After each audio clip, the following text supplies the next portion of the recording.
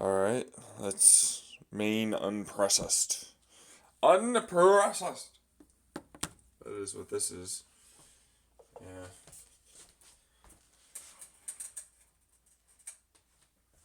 Alrighty. What we're doing here, folks. We're doing it. Called waking the fuck up. Yeah, that's the thing. Aren't you always? Sometimes.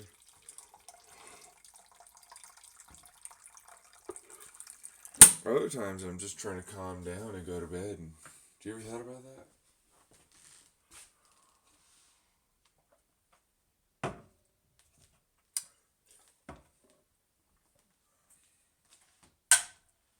How about you? Have you ever been like that before? Pilgrim.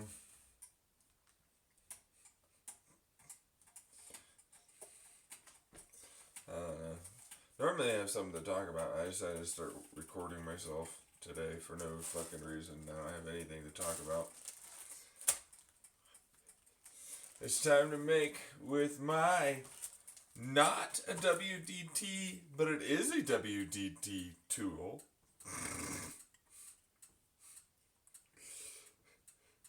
But it's not. But it is. But it's not. But it is. But it's not. But it is. But it's not. It is. But it is. It is. It's not. It'll never work. Everything you fucking say will ever change my mind. But if it works for me, then why the fuck did... Oh god, I've been doing that all fucking yesterday. It's a whole thing. It's so stupid. Couldn't let it go. It's kind of funny. It's kind of funny. I mean, no. Man, after a certain point, dude, that's not funny. Yeah, that's not. After a certain point, it's really not. It's not funny. That's just fucking, like, depressing and annoying and sad. And that's espresso. The home of the... You know, I'm mostly going to spend like $500-$600 on my espresso stuff. To like thousands. And it's like... That's fine. You know... You do you. You enjoy your shit. I don't have thousands, motherfucker. Yeah. And other people commenting too. Just like, you know what? I'm not even going to bother listening to any of the other comments. Or looking at any of them. Should say listening. Reading is what I meant to say. All the other comments. And it's like, nuh-uh. You're not that broke. You have $9 for a cork and everything. They have them lying around. What are you doing, dude? It's fucking goddamn a wine cork and a fucking goddamn few paper clips lying around. He doesn't have $10 lying around, idiot. You fucking retard bitch cunt.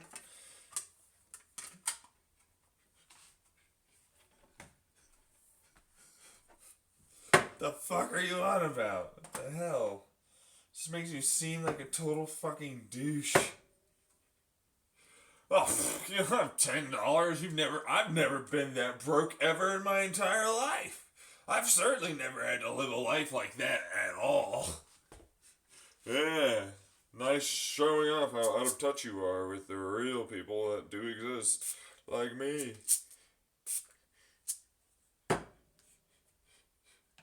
Maybe your perspective-based thinking is lacking as well. You ever thought about that? Out of touch individuals, out of touch individuals. You have $10. I have emergency money that will never be used for that. And it ain't anything special or spectacular. You know. It's like it's less than fucking 10, maybe a little more than 10. I don't fucking know. The point is, I'm not using that money to buy anything. Go fuck yourself. That's emergency money. What are you doing? Maybe you should use your emergency money that you might use to try and help yourself out of an emergency on a WDT tool. Maybe you should do that and stop complaining about the fact that I won't just say that your tool is working adequately enough for you. What the fuck are you fucking doing anymore? What is this?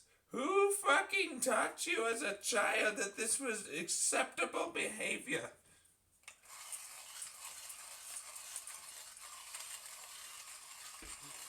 Fucking assholes. What the fuck? They don't care. Nah. So like, it's fine for me to be a complete total tool and douche to anyone online. I don't even see how I was being one. You have $10. See, I was right. That's how I'm gonna treat this.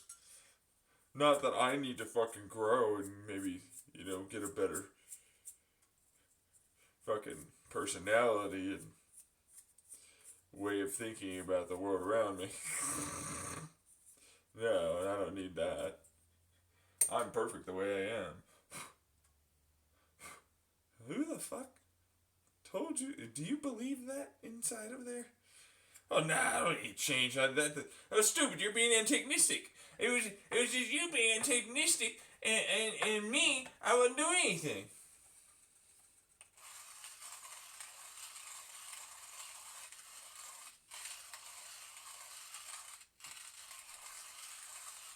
So I'm showing to you how you're being antagonistic in your first comment and what it is you're trying to do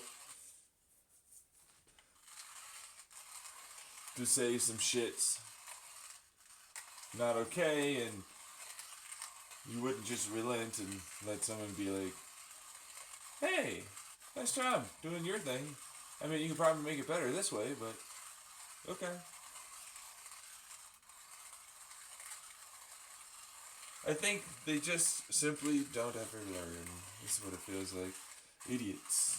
Every one of them. The majority of them. That's what it feels like. I mean, that's what the majority of those comments were. Yeah, no kidding. It's like, they're idiots because they're like that. And I'm like, well, it's not all together because of that.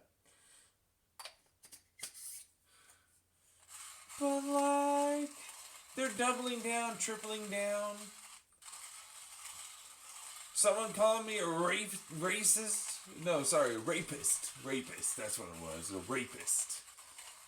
Because there's a rape king community that's a flourishing community. In Reddit, yeah. So I'm like, I'm not even on that. I don't subscribe it anymore, or follow it anymore, whatever. Yeah. So you're not on Reddit enough for $300? Like, I don't give a shit. Subscribe, follow, all the same. One involves money somewhere else, one involves money somewhere else.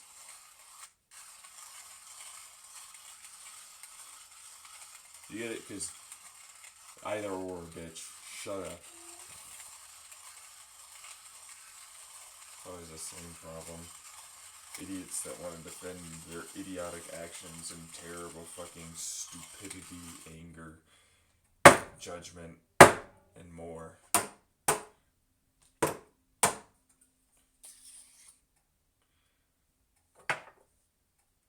And we're not just because we were like that. I'm like, no. I don't know, man. You could have decided to not be a douchewad. You could have done that. You know that, right? You could have done the not douchewaddy comment. Hey, look at me, I'm gonna make a fucking joke. Ha ha ha ha ha ha. That totally trashes your fucking design in every way. Doesn't even give you a fucking comment of anything at all. That's a compliment. I'm just being a mean bully dick. I'm so fucking awesome. I'm espresso. The community. Let's all gang up and do the fucking stupid mentality like an 80s goddamn high school.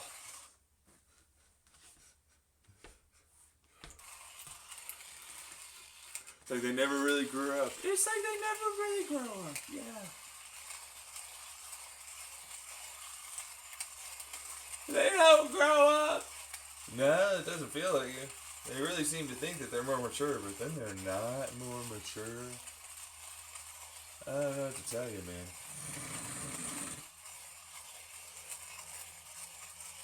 Like, I mean, look at this. This is like OCD level, autistic levels of, like, can't stop themselves from continuing. That crowd. Like, that obsessive need to double, triple, fucking quadruple down. You're so smart. I'm like, dude, I'm not saying anything about you have a therapist. I'm like, geez, your therapist said the same thing. Well, that clearly says I'm right. What are you doing to yourselves? The fuck is this? I don't know. What is that indeed? Fucking stupidity. Yeah, that's what it feels like, but you can't call that stupidity after a while, man. You can't call it stupidity. It's like after a certain point, that's just like, dude, I gave you so many outs. There are so many outs. I'm like, I'm trying to be nice. Like, hey, could you at least, respect what I tried to do or something like that? No! Ah! And I'm like, what the fuck is this after a certain point? I don't know. I don't fucking know. The fuck is that? I don't know, man. They're fucking weird about it. They are. They're very weird. It's like, no, you don't spin with the cork handle anything, and it acts very similarly to like a composter, aerator, which is, I'm using it right now. This fucker is removing clumps pretty darn well. My new design is working just fine. In fact, I like the loops. The loops are fucking great as a result of that. But they're not loops. No. Shouldn't call them loops. They're just bins. Arches. They're arches. Orcs. Trailing off into the great unknown. I'm espresso. I know, right? This fucking community. Jesus fucking, like, they're just hiding, or are they just waiting to fucking go after me? Because it's like, most of this shit doesn't look like this. I'm gonna be honest with you. That's because they got challenged and you didn't just immediately agree with the fucking crowd of the internet. It's like a lot of them just got anger issues, it seems like. Yeah, well, that's the majority of Americans in the world, pretty much at large. Especially online with their mental health disorders. Hey, telling me. It's like as if you don't have them. Oh, I do. I just acknowledge mine. Apparently. I don't have any fucking anger. You just were wrong! It's working right now. I'm using it literally right now as we're recording. It's working wonderfully. It's not. It's literally working. It's not super declumping it. Yeah, well, let me see something right here. Another paperclip. It's basically the same amount of size. We just brush over the top here real quick. Yeah. It declumps it fairly well. It's just one single paperclip. It still works pretty well as a singular paperclip. Hey, you know what? Fuck off. Does it really work? It works fairly well. I mean, it's not like their tool. I'm sure their tool would do better. But if you can't fucking say something that basically says, hey, it still works, just not as well, and that's nice that you did that, why the fuck do you comment? You ever heard the fucking phrase from your mother or your father? If you can't say something nice, don't say something at all. Fucking retarded ass children, just feels like.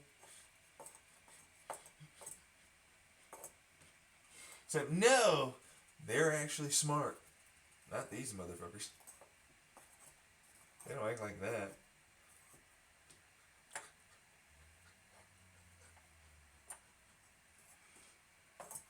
Choose him! Oh, he says it all the time. Yeah, he says it all the time. We're gonna go after that. I don't give a shit. It means hindered. You don't know. And that's what that means. To me.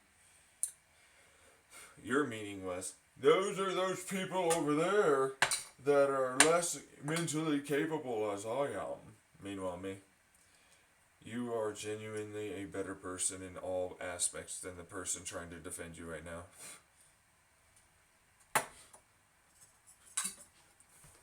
Simply because they can't allow themselves to say, yeah, it works for you and it's okay, man.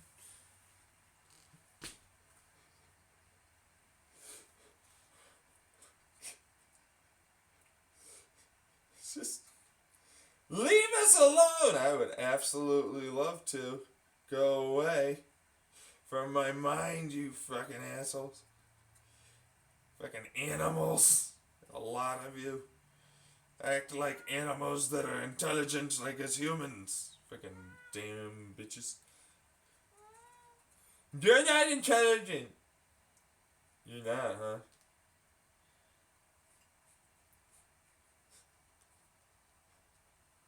No, I meant, I'm not. I meant, wait, what the fuck? How did you get me to say that?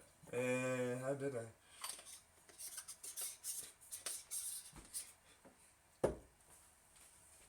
What's up, Doc? Meh, or no stinker?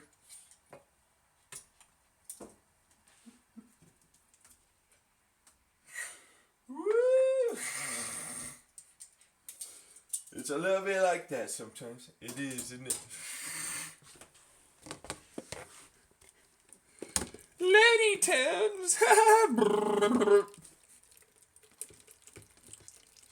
Where are we heading to? The stars, son. The stars.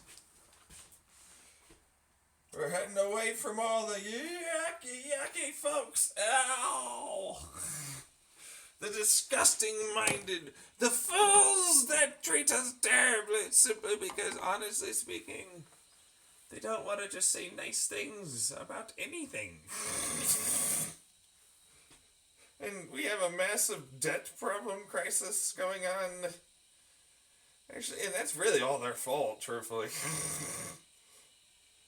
They don't want to in any way, like, acknowledge the fucking 60, 70 years of just not paying it. Or, like, having, like, all the money just gets sucked out of the bottom end of the fucking country. The people aren't getting paid enough. No taxes getting done for any of them.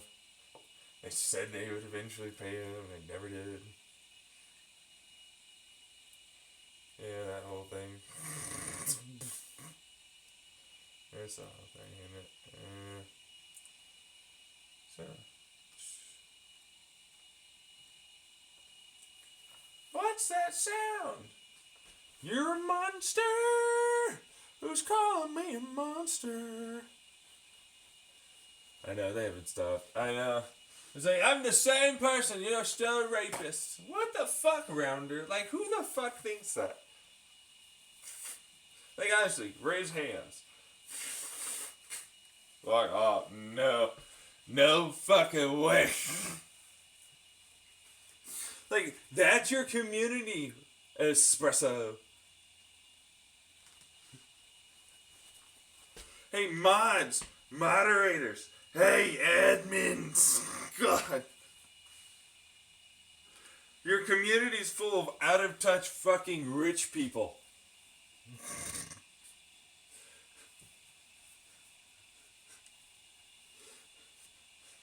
Oh, God. They can't even in any way allow for a person to have done something okay, I guess.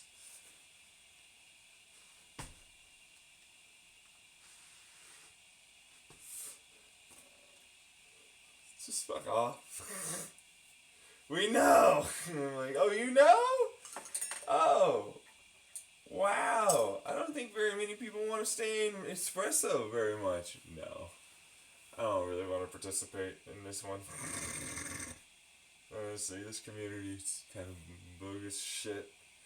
And Ryan's like, I kind of like the porn community. They're nicer to most people. Like, legitimately. Various foreign kink communities, they're nicer to people. Like, legitimately. That's so sad to say, but they are. And I'm like, I'm gonna be a genuine person, not even give a shit. I'm gonna be like, this is who I am, whatever. So you wanna look at my history? Oh, wow, nice one, Rounder. You wanna bring that up as if it means something? What's that meaning to you? Hey, yo, girls, boys, anyone out there? Wanna fuck?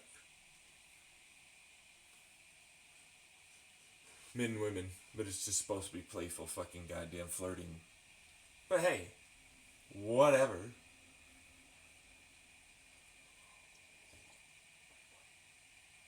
Age play is a definite community.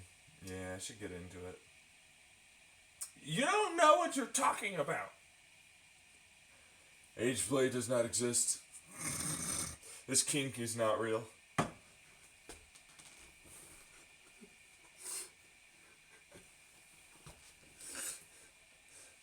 Whatever! It's just because he fucking thinks it. Fuck you!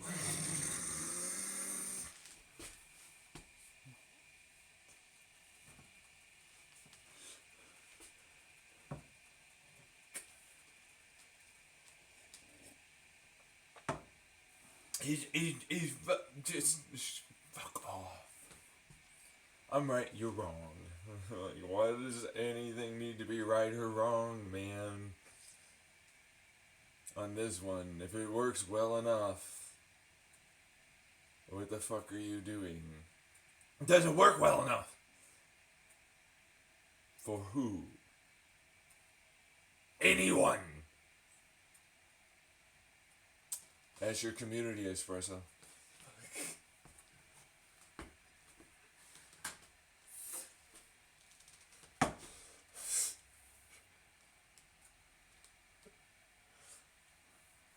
I'm just really not happy about this.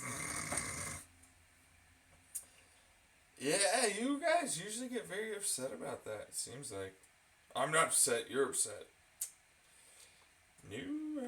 I decided to leave it alone, man. Literally, I left and didn't respond anymore. You buried me with fucking negative votes. But you didn't do to any of the other fucking goddamn posts about WDT tools.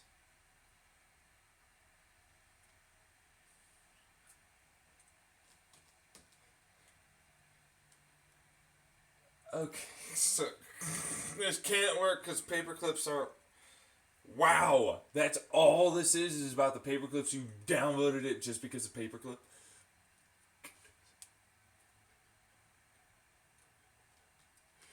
Wow, talk about triggering you, man.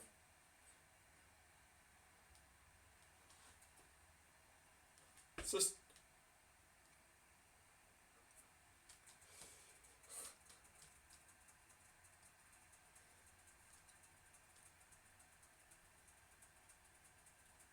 God, fuck off, man. For real. Yeah, you are a goddamn asshole hindered people. Does it sound better when I say hindered? Ooh. Does that make you fifis less hurt? Protecting those people? Or wait, no, it's still you that I'm talking about.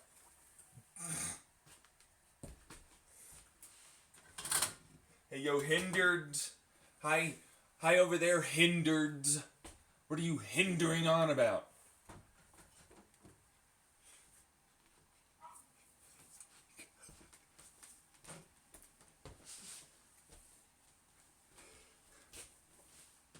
You hindered.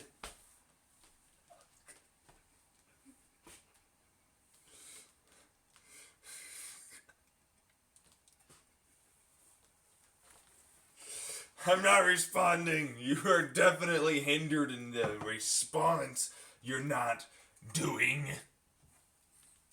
Fuck.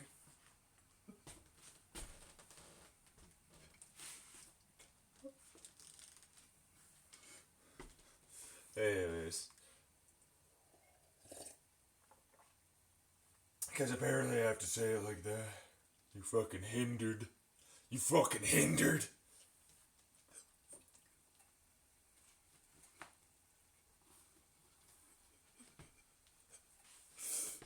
What the fuck is this so funny? Not to mention, it's like, genuinely, it's also fucking terrifying. If you don't get it, it's like, what the fuck? That is way worse than the R word.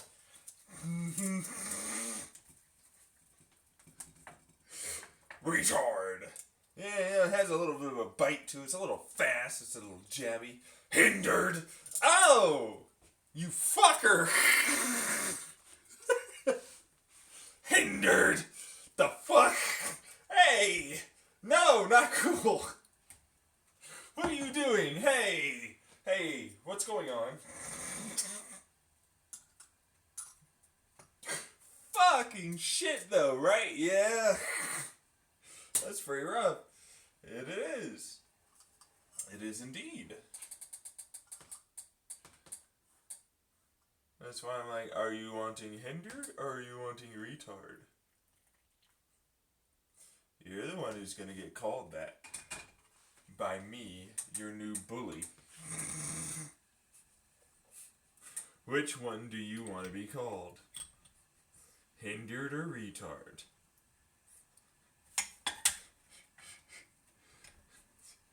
Neither. Sir. Bullshit, it's gonna be hindered, isn't it? So protect myself, I guess. Woo, getting up there at the 9 bar with my pressure gauge. I have to lean on this fucker so fucking hard. There's no way. I'm like 250 last time I checked. Yeah, and it's like, this is heavy, hard ass work. Wish I should really, okay, we're almost done. I'm still pulling the shot. Fucking shit. No, don't go up to that point. Yeah, fucking shit. God damn it. Don't go to the black, man. Don't go to the black. Baby, I got a jet. Okay, I might have to stop. All the rest of it. You just, no, it's rare. Sometimes. It's really more about the uneven pressure part. Really? Yeah, I've noticed when I fucking like lift off my lever, and then I'm all like, you know, I'm just gonna like try and reseal it real fast by dropping or upping the pressure really quickly. Next thing you know, it creates these little micro channels. You know, like areas where like the puck kind of separates because like the pressure's off and now it's lifted. And then it drops. You know, inside the chamber with the grounds of coffee that are espresso levels of grind. I mean, everything. Oh my god, that's sweet. It's too. I overly roasted my own beans. I have a popcorn maker. You know, like it's got the swirl chamber design. My dad got it for his, you know, birthday or Christmas like years ago.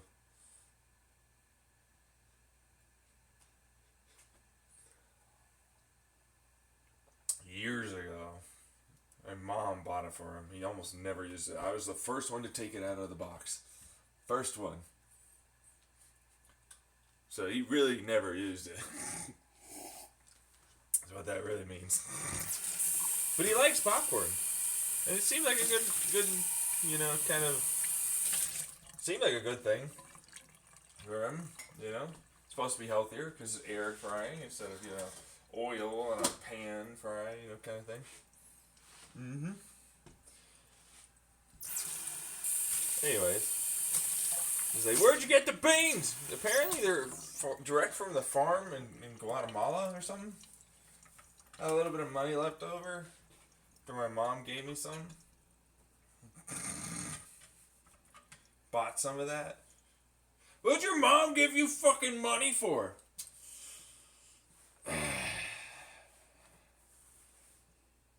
Apparently, it was to, like, go on a date with your mom and fuck her that night, but it didn't happen because she, like, OD'd on heroin or meth or something. Take your pick.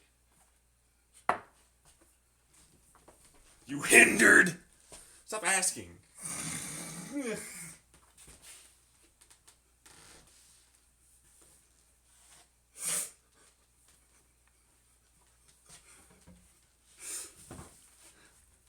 Fucking assholes, man, asking that. You know that's a bad thing. You need permission to ask that. Like, legitimately, that's a, hey, is it alright if I ask you about, like, where you got that? And it's like, no, it's not. That's my no, it's not. That's not normal behavior. That's not normal behavior. Like, you don't ask people about shit like that. Did you grow up in a family household where you had to tell them everything you were doing all the time, everywhere? Because then, that was probably considered normal behavior, even though it's not.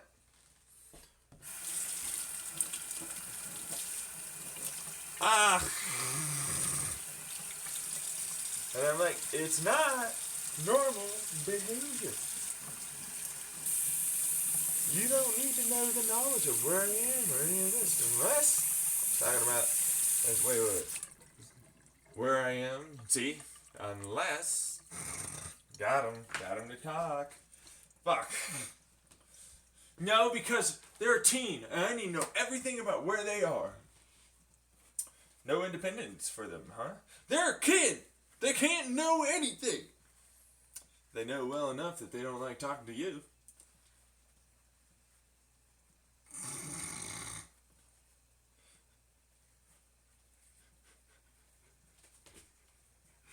Seems like that's a thing.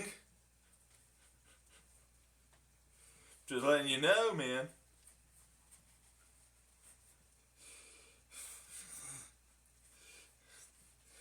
Why are you on his side? We need to know where our teenagers are at all times. They're so stupid, they just want to run around and get kidnapped by everyone.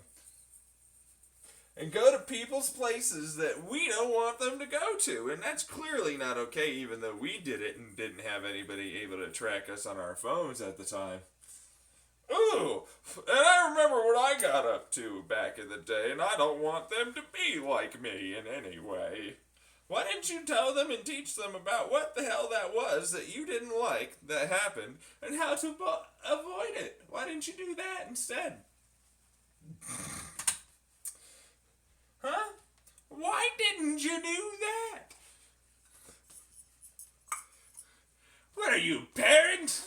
You wouldn't even understand. I understand embarrassing yourself in the eyes of someone who doesn't even want to listen to you anyways. Seems like a personal feeling and we have to be super strong. Or humility is a great way to allow for this thing called understanding and compassion and acceptance between each other.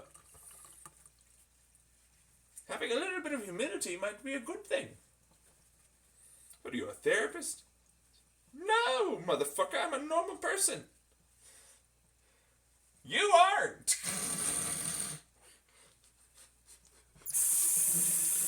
I'm a person that went through tremendous amounts of therapy to realize how not normal that shit really is. And you never fucking thought about it.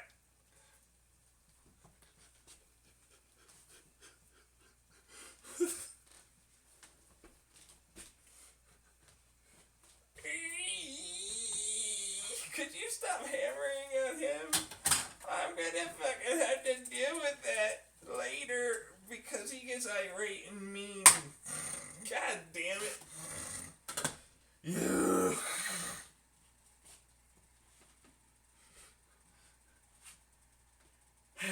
I know, when your slave submissive was saying that, Or your daughter or whatever the fuck, right? Can you stop going after my daddy? It's gonna cause me a lot of problems. He's gonna beat me up and stuff. You should probably leave that relationship. I'm just letting you know right now. You should really probably leave that relationship. I know, right? I find comfort in being taken advantage of. Okay, that's cool. Where did that stem from?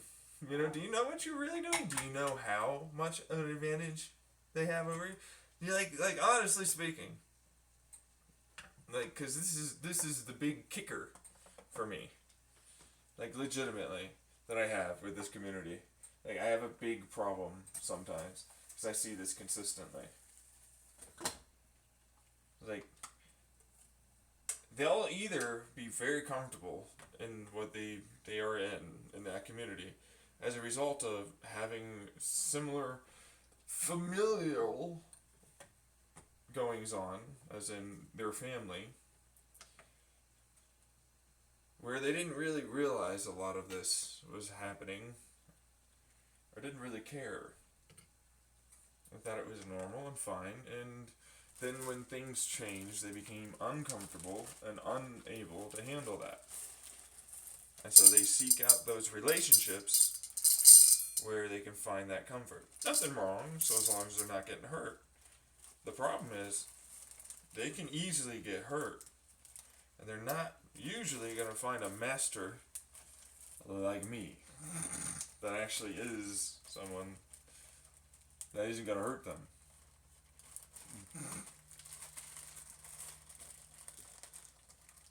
Which is a big deal. You know, hurt them in the context of the way they don't want to be.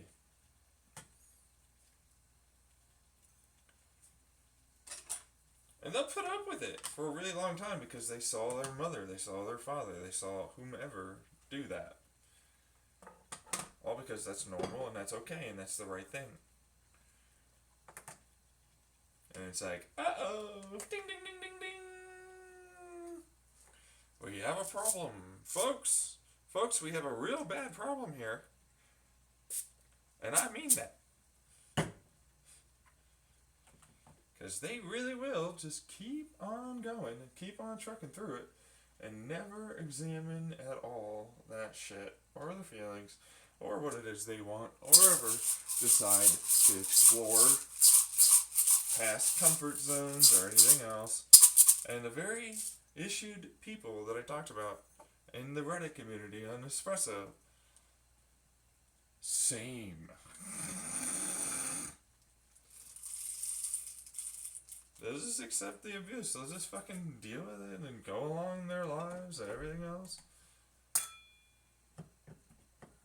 And he's like, we should just deal with it. And I'm like, did you just enjoy that as like an actual, thought? It's funny, we should. It's just a sexual fun play to, no, it's actually the thing. That's reality. That's the case. That's what you do. And I'm like, and what happens when it's someone else that doesn't want to do that? Well, obviously I should enforce it upon them. Like Espresso with the paper clips. Ooh.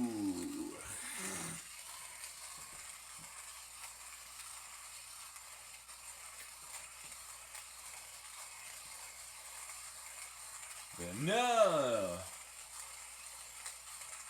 Anyways, I'm getting rid of the loops, by the way. Really? Yeah, I just made them straight tongs. Or the arcs, as it were. Arches, arcs. Yeah. I have one arc for all the things in my ginormous spaceship that could. Right? I know. I love that fucker. Seriously, you have no idea. What do you mean? Oh, I built this. So my best kind of design for my fusion engine design, concept design that is like really best at very large masses, like extremely large masses. Like, it's very, very good at larger masses, at doing what it does. And so it's like, oh, it's wonderful for a ginormous spaceship. But otherwise, it just doesn't want to work very well, or very easily, at smaller sizes. You know, like, mass helps with inertial confinement. The mass is what helps a lot of this along to become, like, more efficient by far. Yeah. But when you talk about, like, my quasi-particle fusion reactor, then it's like really 15 to 22 people max is the quasi-particle fusion reactor style, and still it's not the greatest, because that bell end nozzle is what really does it for us. Like, we accelerate it out to that end, we put a large amount of pressure on the one side, and that, like, ring, and then the other, concentric, outer style blowing out valve ring, vent kind of thing, is like what causes it to not come back towards us. Because it creates a radio wave direction, IR direction, microwave, like a lot of electromagnetic radiation goes off one direction and it all falls along. Not to mention, it looks cool, yes, no, I like the fact that you think it look cool. The main thing is that it really does just force it down like a very cone-shaped direction, for the nozzle. And if you don't have that, then it pretty much just is cool. It's okay, I guess. It works, I suppose. It honestly, it will work without it. But, like, if you don't have that, then you don't get the full levels of thrust that you're really looking for, especially when you're talking about intergalactic now.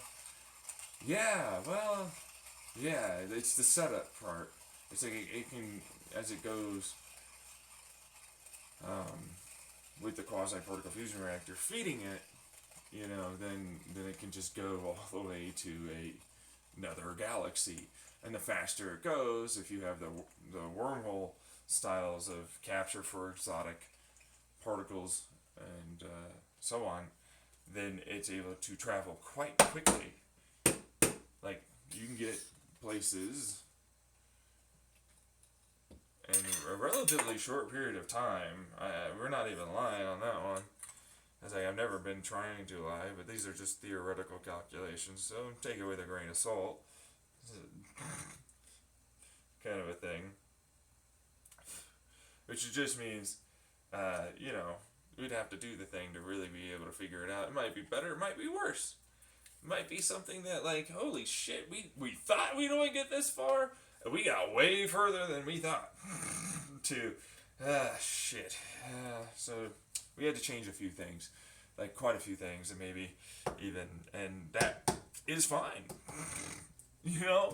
Like, honestly, the basic level works. The basic outline works. That's fine. If we have the basic outline working, then you don't really need to change that much, you just need to change the things that make it work and ultimately get the basics done. So how is it? Okay, I want these needles pointed in a little bit closer. So you do, well, it's only like 15 grams and, 35 milliliters out at the most, you know what I mean? Yeah, it's not much. It's really not much. But I like my sweetness. It's a chocolate caramel that has like a lot of sweetness if I get it done right. I need to really kind of like reduce the grind, or it's like grind finer. And I'm like, yeah, honestly speaking, I'm trying to mix in like a grind that it shouldn't be a pull from. If I make it only that grind. But if I mix it in with the one notch, just literally one notch down, it's like, that's still kind of espresso grind, I guess. It's not really, but, I guess, yeah. It's like the best I've got right now. So the tongs aren't a bad idea. The loops were not helping as much as I had thought. Well, thank you very much, whoever said that suggestion. I appreciate that. Seriously. I gotta say, it's nice of you. See, they know what they're doing. They know what they're doing. Yeah. It's a little less declumped. I mean, a little more declumped is a little less clumpy. A little less clumpy as a result of this. I wonder if anybody's ever going to do an ooh-woo simple plan. You know, perfect. I'm sorry, I can't be perfect. Which is like, I'm sorry, I can't be perfect. Ooh-woo.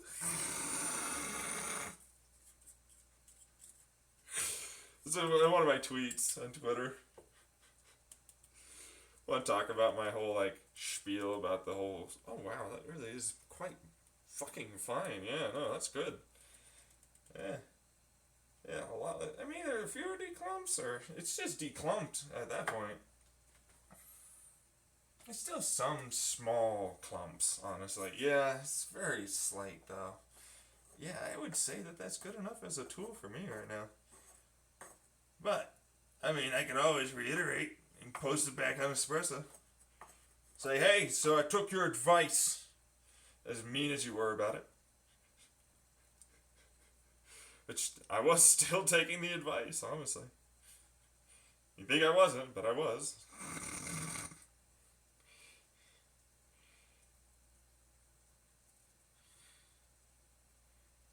And I made them straight tongs, but still round. Instead of flat. Because thinner was not actually better. It was the roundness of the tongs that seemed to help. Because when I made them flat tongs, they didn't help as much. Huh. Oh, there you go. Yeah, that's a thing. That's something I saw. I was like, oh yeah, when I made them flat, I was like, yeah, sure, thinner was okay, but it's like, you know, it didn't really help that much. Like, honestly.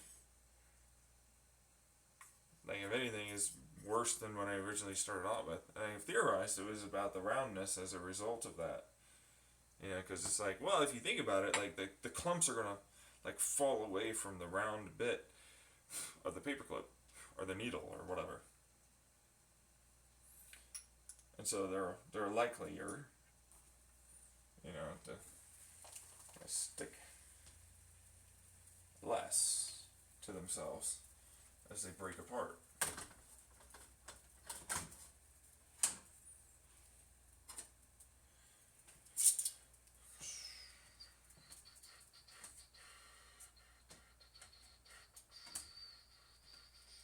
I know.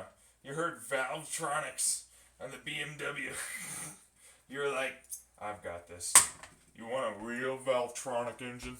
Let me show you, buckas.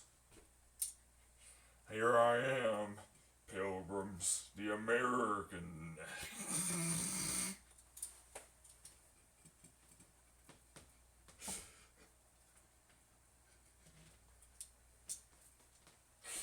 It's like, what is this American gonna do against me? What the fuck? This thread is evil. How much more power you can get out of it? I'm gonna go into this fucking thing. You have to actually listen to the other ones that I put up that were about the engine stuff. Yeah. So few people did that, I'm sure. Like, so few people. I'm like, dude, what did you do to that crankshaft? I'm not telling you about that crankshaft, but the crankshaft is a gear crankshaft now, versus which is a straight up and down crankshaft,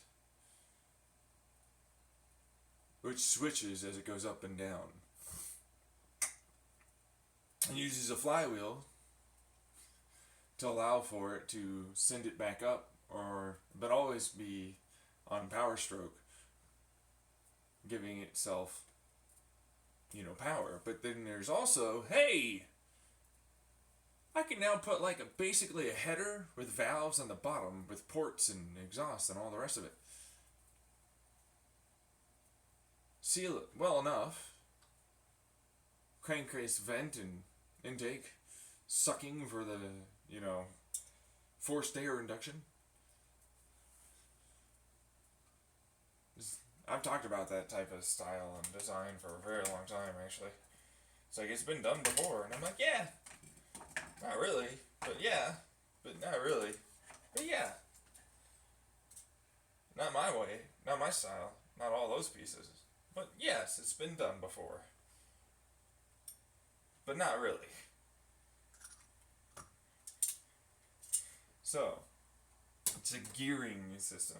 Yeah, well, it's not very hard to have a planetary gear inside of a tube to allow for it to switch as it goes down. It clicks off, basically. It's like, no, it went down, and then now it's on to the up, you know what I mean? That kind of a thing. As it twists, it goes up, and it twists back, and it goes up, down, so that way it sends power to a single rotation style design, as in it only rotates one direction for the crankshaft. That's what I'm looking for. It's all I need. It's all that's necessary, and in fact, we already have that. So I was like, yeah, why the hell would I use anything else? Alright, we're pulling a shot.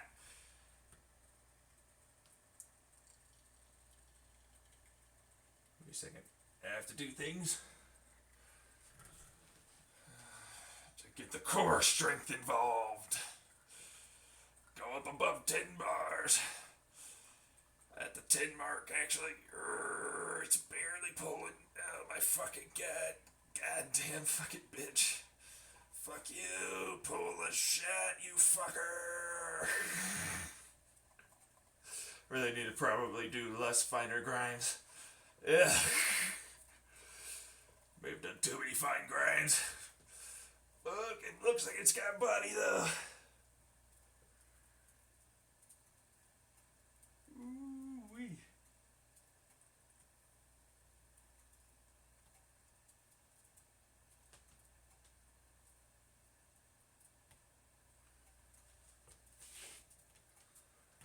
Alright, so how do you do this?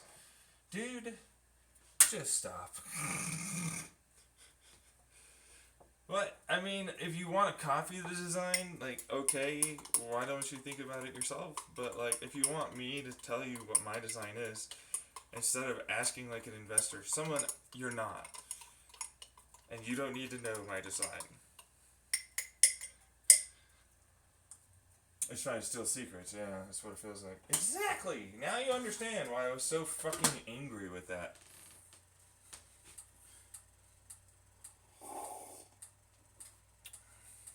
Oh, that's so good. Wow. A lot less bitter. Yeah. Sweet. It's got body. I love espresso sometimes. I know. But the point is like, that's the basic way the gearing system works. Literally, that's all it does. It sends power from one. So, the best way to describe it is, imagine four sides of like the political compass. You have the top right, top left, top, bottom right, bottom left. As the gear starts off going down, it's engaging the top left, the bottom right. It switches over, a gear turns on the inside of the tube. That switches it over by the time it gets to the bottom to have the bottom left and the top right allow for it to take power from the top. But in order to do that, it must need a flywheel. And it has one. But I need a lot less power to maintain that.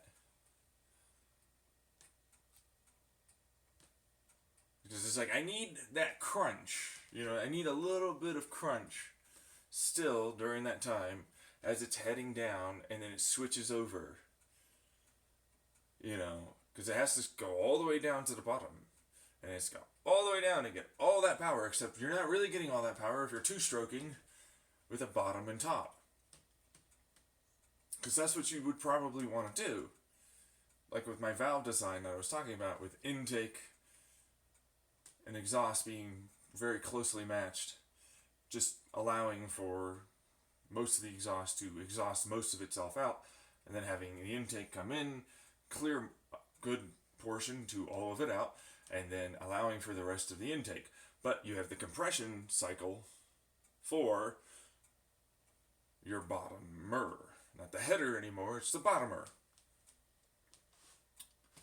Now that allows for compression, and that's the flywheel, and then that's the boom, and then you get the next set in series and stages of our engine's power performance.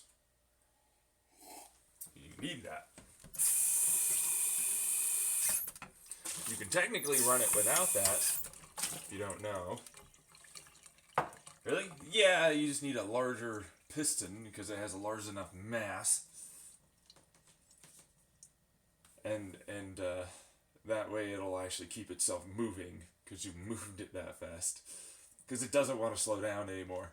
Exactly. The only thing that really wants it to slow down is that fucking explosive potential combustion. Ha ha ha. And an air spring, basically, because it's compressing air and fuel.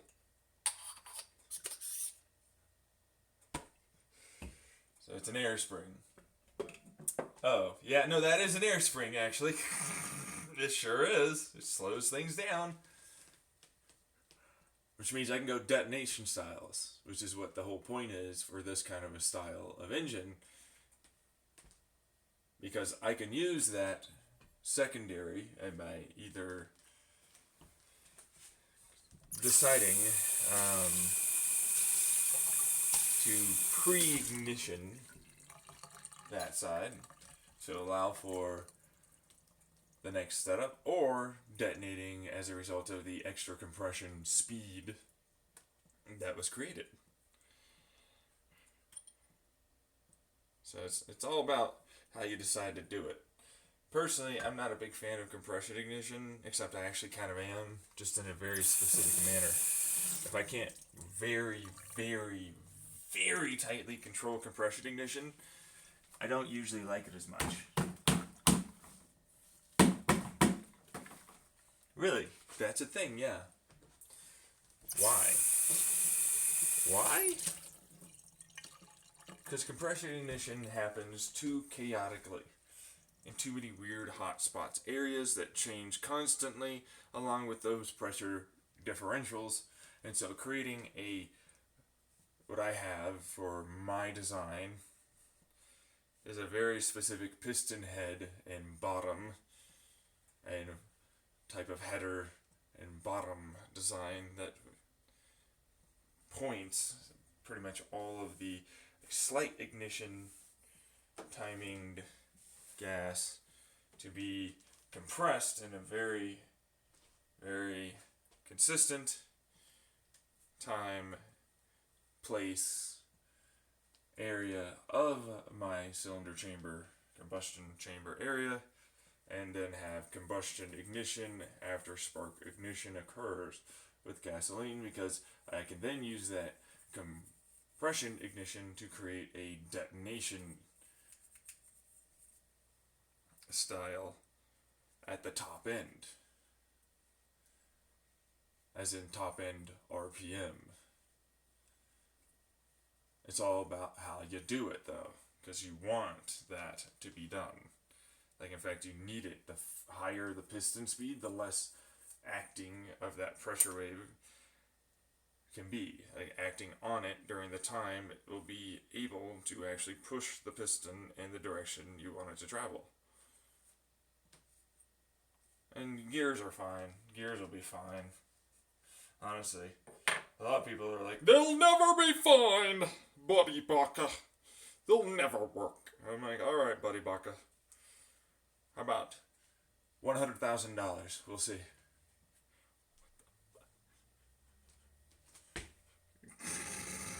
I don't have the money. Why don't you help me build the fucking engine? I'll tell you damn well how it works. No! Sounds an awful lot like you don't want to be fucking seen and told off that you were wrong. Ha ha ha ha. Not gonna help the guy build the engine. How would... Fuck off.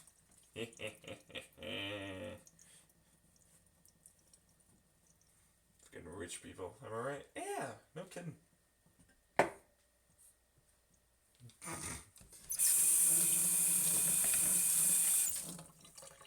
Yeah, I thought the loops were going to be fine. Oh, yeah? They were okay. They were okay. They weren't the greatest. The arches. Yeah, right, arches. Thank you. They were okay. Yeah. It's okay. Wasn't that great. No. Nah. That was kind of annoying. Really? Yeah, I had to update my design. Right there, yeah. Yeah. Yeah. Because the moment I was... It's like they know what it is. So you already did this refinement. Well, with your collaboration it helped because of the loop and arch problem. It's like if you make it a loop, it's so much more difficult because you have to turn at a 90-degree angle every time. For your fusion engine? Yeah, my fusion design. So it's like instead of making a loop, it's like it's just meant to like curve outwards and then get fired on the outside instead of towards the inside of these double helix designs. But see that firing is like firing into pushing it into that little push inside part. So instead of going inside to the outside of the double helix, you go to the inside of the double helix, it pushes it out, and it goes to the outside of the double helix and those little arches, which then fire it out with those little teardrop shape like outward parts, and then it comes back towards things, and then it goes, and does a similar design for going internally towards those other arches on the double helix on the first initial part. So you do know. Yeah. Thank you very much for the help, by the way. Those that helped me with that one. Yeah, I was doing it while I was talking with you. Multitasking as it was and getting my espresso going.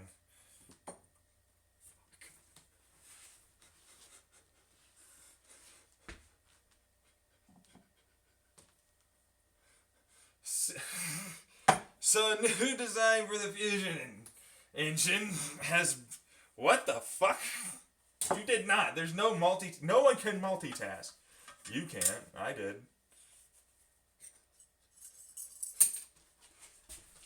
You fucking dick. Well, I did do it, so, that's a thing. You were working on an engine design in the back of your head while you were talking with us and making your espresso? It happens. It's not all the time, but it happens.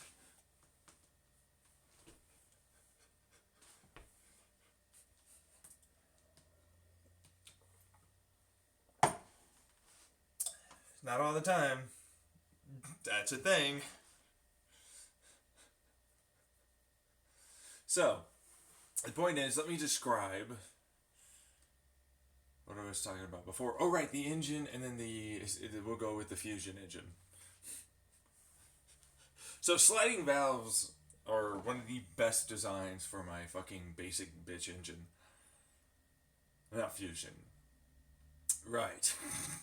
Internal combustion engine. Yes. Why sliding valves? Well, they're basically like a double hat brim mushroom tip kind of style. That has like a little flare, so that way it'll like stick into where it's at. And it creates a seal, like a bearing on what's it called? The crankshaft bearing. You use the right material, you have a bearing, you also have a seal, and you also have something that's called a plunger for your hydraulic fluid to move it. You just gotta do it right. And then I have a very specific shape that allows for, as the air flows over it, to create what is known as a local vortex moment, LVM, on the intake. But because it is joining together with something else, what it'll do is it'll create the correct turbulent flow, but also these weird pockets of higher pressure, lower pressure, and directionality very specifically increased directionality of flow of air that doesn't want to move over to a lower pressure because it's using air velocity, current, whatever, I don't really care. Point is, it just stays where it's at, and that side doesn't get it. And so I don't need a flat piece that goes all the way down. I just need it to hit the bottom of hit the top of the piston head or the bottom of the piston head, and it goes back up. And it goes and takes all that fucking exhaust with it as it's still intaking. And then I close off the exhaust. As I make another vortex style. No, I don't use vortexes. I use a very specific pressure differential that allows for a laminar flow design and a ultra strong vacuum style design moment. It's an ultra strong vacuum moment. It's not a vortex. It creates a arc for the gas. Yeah, that's right. I have to have an arc, so that way it creates an ultra strong pocket of vacuum that's forcing it to move. As it goes over, it seals up against the flat piece. That vacuum actually helps bring the exhaust sliding valve faster to its point where it's sealed up against its little slot that it sits inside of. Because it's a two-piece construction, you need that to be there. The hell are you doing if you try and design it some other way? Just like a push rod, or not push rod, a T-valve, or whatever you want to call it, at the circles, it pushes up against it and it seals itself. Like, pretty much the same thing here. It still has a vent. So has vents for that. So, like, why wouldn't I use a vent? Who the hell are you to think I didn't have a vent?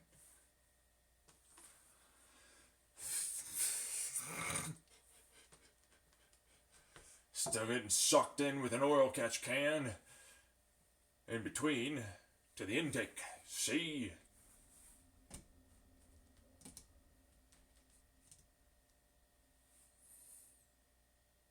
Anyways, and then I have a slight bend or arc up to down, so that way they'll slide over top of each other. This will go under, I'm going to go up. That way they're close, but they won't touch.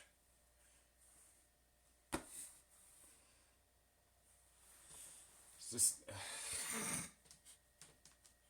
some tapering too, just why not? I guess I don't really want to. Tapering, why should I? I want it thick so it doesn't bend. I don't want thin. I need thick.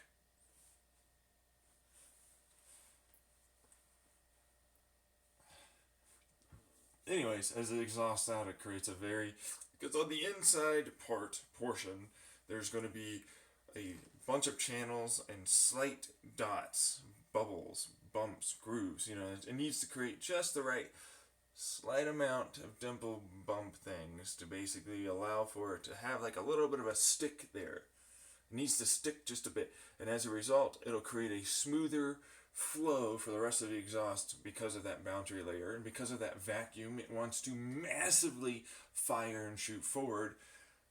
And then if we simply, as during that curve, create as it hits it, because it's going to arch that exhaust as it sprays forward, and it's still pretty much laminar flowing, very super flow there on the left side or the right side, depending on which way you're going to look at it, from the exhaust going out to your exhaust manifold or tubes.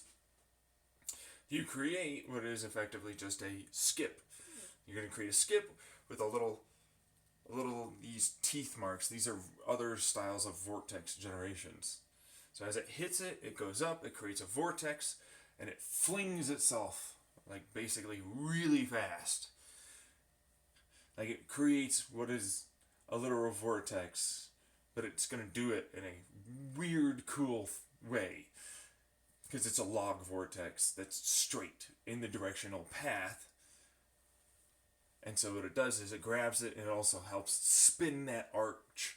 And it creates a very fast flinging, suctioning force on out to the tube. And so it moves that exhaust really fast, no back pressure practically at all. But just a little bit. Because those little arches and that little fucking, just a little bit of a back pressure, just a small amount. And that's it. That's all you want. Because I want ultra, very high flow rates of my air and fuel. The faster I can get it to flow in without a fucking stupid piece in between me and my chamber, the better I can make this engine run.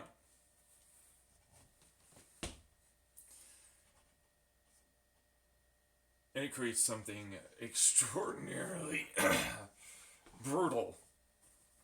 I have incredibly fast air velocities, incredibly fast piston velocities, incredibly fast RPM. Down and up now become very easy to make incredibly high RPMs happen. And in fact, I want very high PSI on that compressor, because that's going to give me, for those small moments of time, an increased amount of actual PSI air in the cylinder volume that is left. All calculatable during the amount of time. At this RPM, you only have this amount of time to suck in air, so a higher PSI gonna really help. In fact, we want it to ramp up.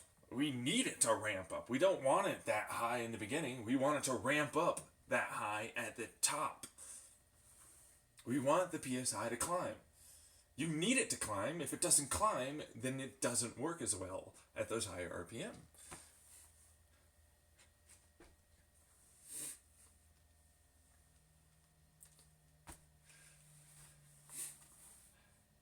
And it's highly efficient because down and up are now both power.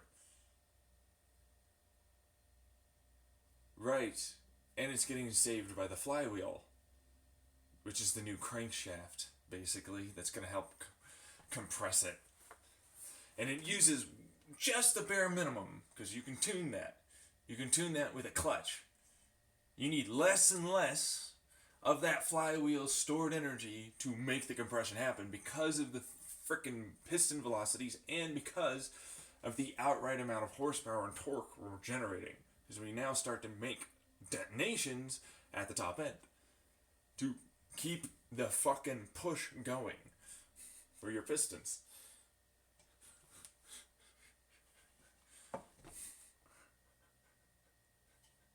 Which then turns it into one hell of a racing engine. What do we need this for? It was just a proof of concept design. Like, hey, you thought I couldn't get to 50,000 RPM, and I proved that totally wrong. In every way. I can absolutely get to 50,000 RPM on a piston engine. Like, they said, it would never happen! And I was like, watch me.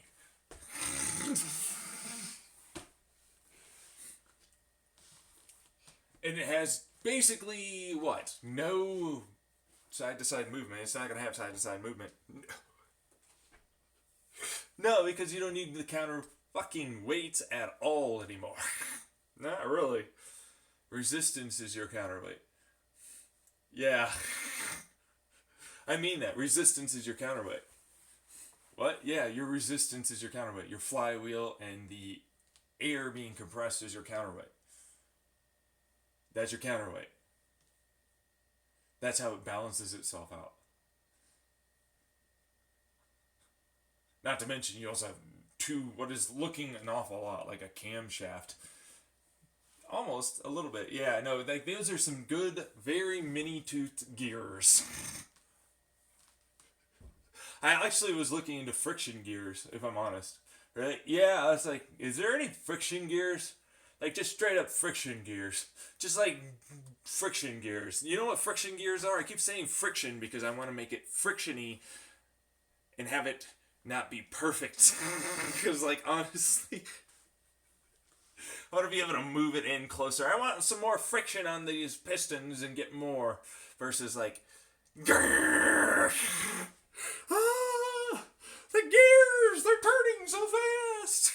Look at all the fucking expensive materials I need now. God dang it. Yeah! Friction gears, huh? Yeah, that would probably work. Friction gears. Do you know what those are? They're just sticks with really high frictional surfaces. As far as I'm concerned. That move closer or further away, and as a result, they grip more. That's all they're doing. Which really, if you think about it, because it's a one-piece construction design with a fucking piston head on the top of it, because there's no wrist pin needed. In fact, that'd be a point of failure, so you wouldn't do it. Going in between some cheeks, making some friction happen. Which is very phallic looking, yes. Not to mention I have a set of gears here that are double with a single straight up and down.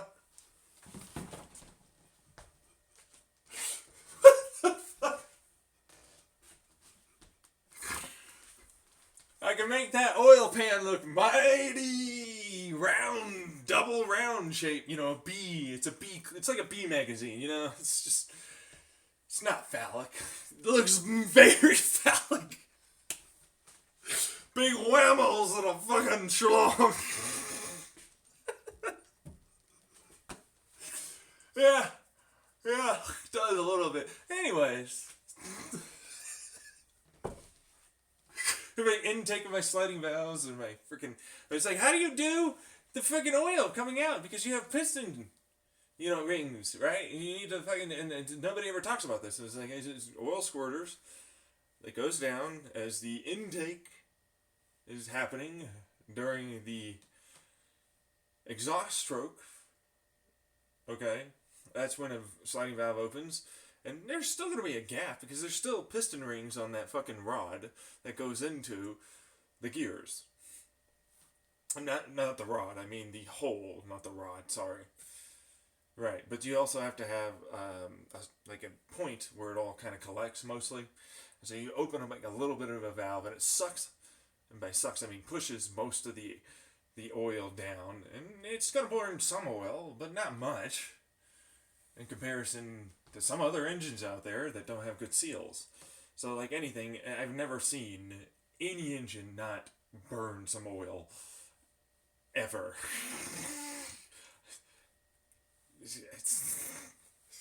I've literally never seen a single engine not burn some oil. I'm gonna burn some. It's not much. It's not fantastically gonna completely remove all of those things. I'm like, no, you're not. You're asking for the impossible. Get out of here, you. Shoo.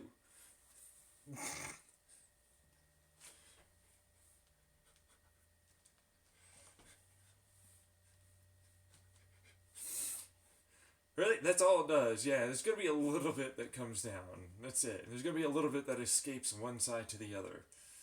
For the fucking combustion process. That's how that works. That's all that is. And because it's still, this is a higher degree of pressure, this is a lower degree of pressure, and this is an even lower degree of pressure. It's like, it still works as a fucking engine. Yeah!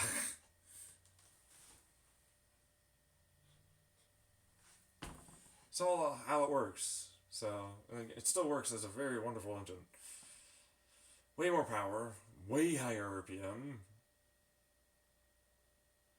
All incredibly hard to actually feed, if I'm honest, at a top-end style. It's like 50,000 RPM. Even if it's a tiny little fucking 45cc scooter, that shit would be difficult, man. Actually. I'm not kidding. Like, honestly speaking, it goes through fuel. Goes through fuel fast. But you need fuel and air to make fucking power. 4 times the amount of power to equal twice the speed increase, roughly speaking, every time. I increased the power tremendously past 4 times. It's more like 16 at that point, yeah. It's like I doubled it on both sides. I increased the RPM, I increased the fuel and air mixtures, the speed of the airflow and everything. Like it's 2-stroked, not 4, so that's doubled right there. I increased the RPM, that's doubled right there. And then it was like, oh, but increase the RPM once more with detonation styles. Increase the power once more. Fuel as well. Ugh.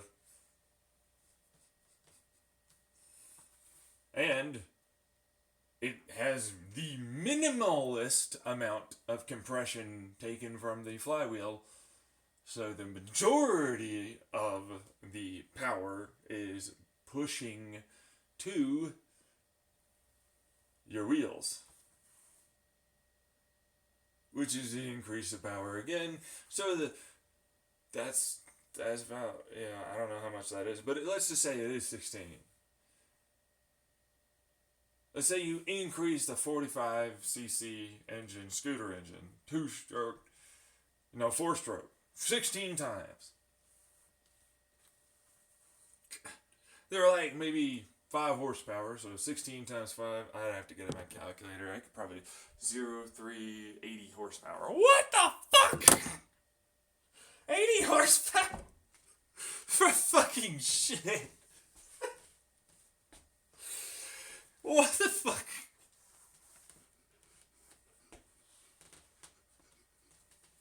That's, wow. It's like, yeah, if you can do it feasibly. Small little 45cc has 80 horsepower now. And that's maybe conservative because 50k. Ugh. Maybe. We don't know. It's a lot of friction. Yeah, everything has to be made out of very good material that handles friction incredibly well. If I'm honest.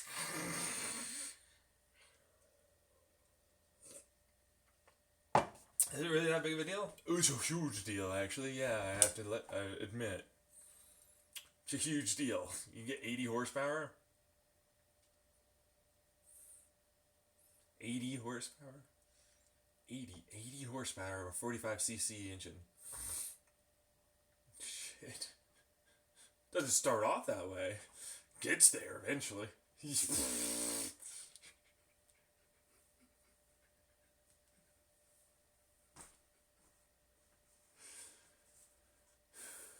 Yeah. And then what are you gonna do?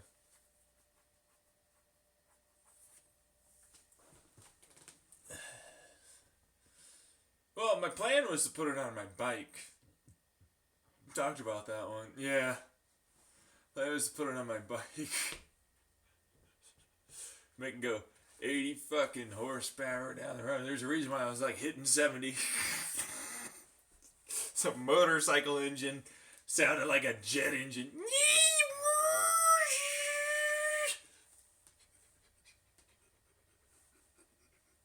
Your fucking engine can do too many RPMs for your transmission. Yeah, well, I didn't know that. Yeah, at the time, I was never really... It's like, it should be fine. So it moves it at like 50,000 RPM. Fucking golly. I'm in second gear. Never meant to take that. I need a transmission for my transmission, sir. Shit. I need a big, wide, ginormous gear for my small gear. Or my big, wide, ginormous gear. This is so stupid.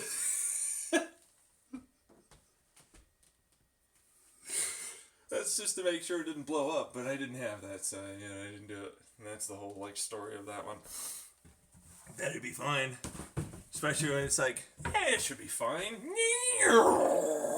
Kunk. Yeah, that was bad.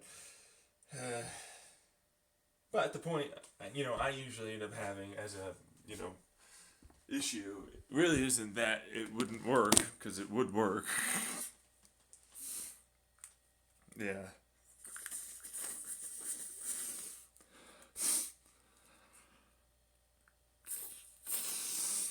Allergy meds. Alright. What are you thinking about? Nothing. Just boring stuff again. Oh, that's right. They can't see me in the camera. Over there, in the moment they can, it's like, what are you thinking about? It's genuinely a thing. Yeah, I've noticed that. And I'm standing over there recording. Oh, my fucking vitamin K is gone. Oh no. I don't have any more vitamin K. God damn it. I need to get vitamin K. Fucking shit. Really, vitamin K is like really actually very important. People don't usually consider it a very important vitamin, but it's actually very important. Yeah, no, it can really mean something long term if you don't have it. Like you can start the process off of like many problems in your body. Yeah. Anyways, and most of us don't have enough of it, so. In our diets, yeah. No, we really don't. We don't really get a lot of that. Not really. Let me see here.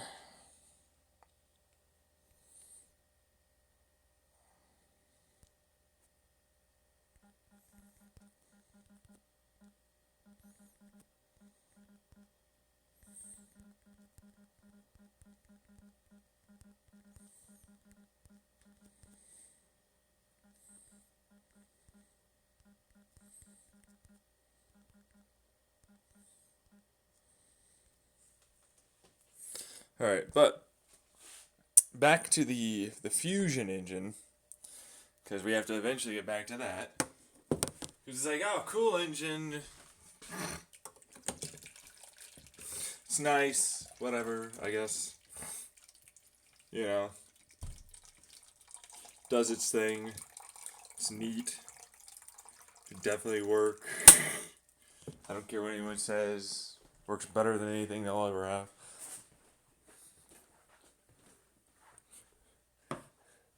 Really? Competition!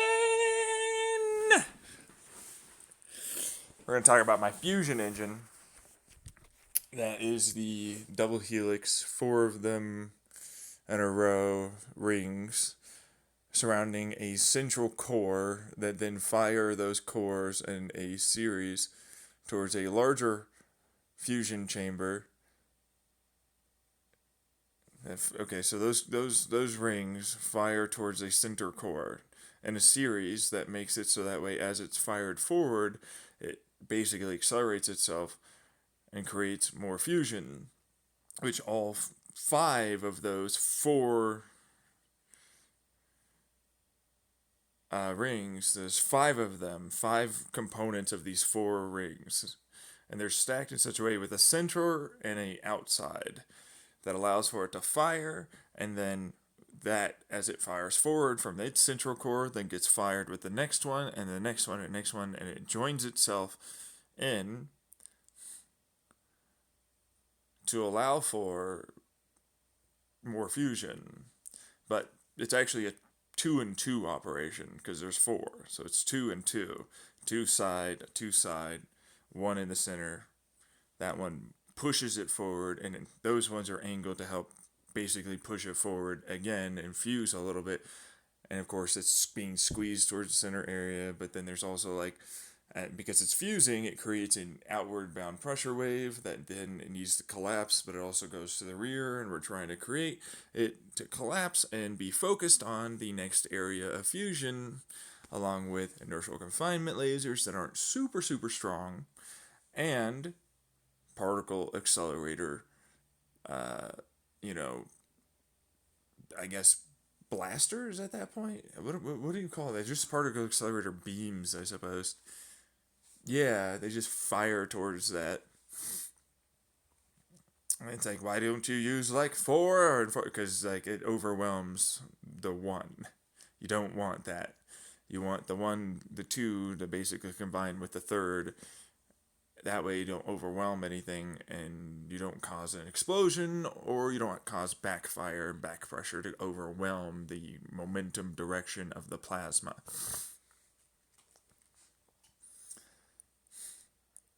Okay.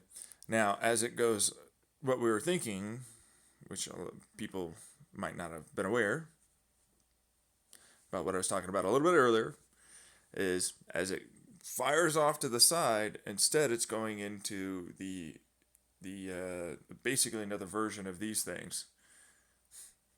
So it's like that center core blast chamber. Yeah, no, that's the center core blast chamber at that point, and it's not really a blast chamber. It's not really. That's not a blast chamber, folks. It's the burn chamber. It's an ignition chamber that starts ignition. Like, I've got ignition as it's going towards that center really big ignition chamber. All right, and so just like any rocket engine, that's the rocket, combustion chamber. But I need to divert it, like I was saying earlier. And so I divert it in a circular pattern. That at first my initial design is to wrap it around, like just simply have it loop back towards those initial 4 or 5, I should say, and accelerate it, heat it up, and try my best to repressurize as it goes through, because of course it's more dense, so I have less, and so I need to repressurize it, and I need to keep it cool, and so hydrogen gets reintroduced. But there's still those arches that it has to get pushed into, and then it gets fired into the central area where they're crossing each other like a particle accelerator. Think an X. Like at the double helix creates an X point where they'll hit, and then there's the suck in towards the center area of the tube, in a 4 to 8 piece area design for each of the cross points of the helix. But the same could be done, like they were saying, for the reverse. And I'm going to give it to them, and we'll say I didn't do anything, and they are the ones that came up with the design. I don't want you to do that. You know damn well you thought about this in the past with them. Yeah, okay, we'll just go with we were thinking together. I just wish they would ever show themselves. But it's the in to out. So we push it into a ring, basically, chamber, which is a tokamak almost, effectively. But it's not, because it's firing it off into cylinders, diverting it into cylinders. But that then goes off into the helix design, which is, of course, going to divert it while fusing it, and then compress it, and then send those tubes to the necessary areas to restart and fire into those cross points, adding its heat and pressure, velocity, density, momentum, plasma, and I can feed in more helium, hydrogen, any. Like, it's getting hotter, it's getting more pressure, it's getting more and more fusion accomplished, denser and denser, and heavier atoms are getting produced.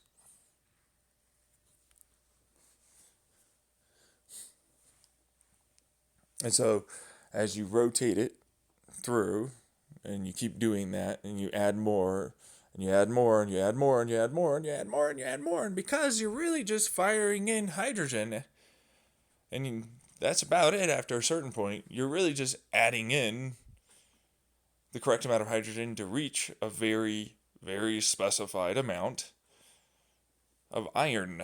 It's mostly iron. There's going to be a little bit, about 5 below and about 3 above of iron. You'll eventually hit iron when you do that. That's why mass and size is such a big deal for this one. Now, the central chamber has become a big, hot, pressurized, very fast velocityed tube. And so the valve opens. The valve finally opens, folks. And it goes down a center, but that main core of extremely hot iron, because it's denser, it's going to be in the center, it gets taken out. And then the remainder is allowed to continue fusing.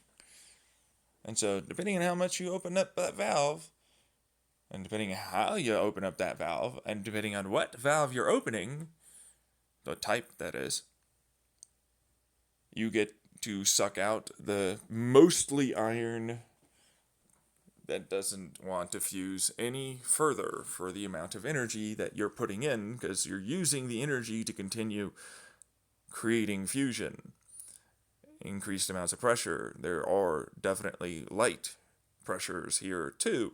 If you don't know, I'm using laser grid arrays, light grid arrays, from reflected material, or from the proton admittance of the plasma being amplified with regular electricity here, and the correct, filters and amplification materials to allow for capture, redirection to the correct frequency, and then amplification of that frequency to reduce overhead amounts of electricity necessary for inertial confinement lasers and laser grid pressure. And alongside with that heat being captured and turned into electricity, I've already talked about my material design that uses basically a version of steam engine. It heats up a fluid, it goes into and pushes one side of an oscillating, linear generator, and then the other side, and then it goes to the center, the one above, and it goes off to get cooled, which is radiative cooling. It's okay, it works out. Then you have heat Stirling generators. You need, there's a couple of things I've talked about after a while. So there's ways to cool it. Then we have our electromagnetic material, which is a series of many copper coils that are arranged, and not big ones. We're talking very small, micro to nano sizes, with material that introduce spin and directionality to the material together. It creates another magnetic field, but it's being done with electricity and the magnetics entering in it, which creates a electromagnetic field that amplifies their coil electromagnetic field, giving it directionality. It's a near monopole design. It still has a, rear electromagnetic field. I'm not getting rid of that. It's just more spiky in one direction, which we already do. It's just very, very strong and very, very, very, very, very specific in its areas. We're talking millimeters of size that have incredibly strong spike waves that go real deep and real hard. And they're in a material that is extremely resistive to transfer of heat. A graphite ceramic composite stuff thing, I don't know. All I know is it's very, very, honestly, resistant to heat.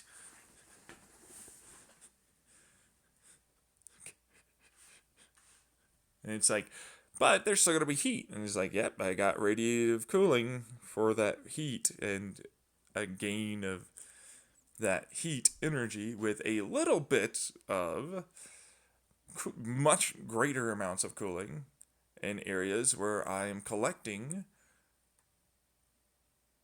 the light and amplifying it and sending my own, light waves to then be focused and corrected into the correct types of frequencies. And using less energy as a result of this, I'm able to gain more efficiency. I don't need any more superconducting magnets.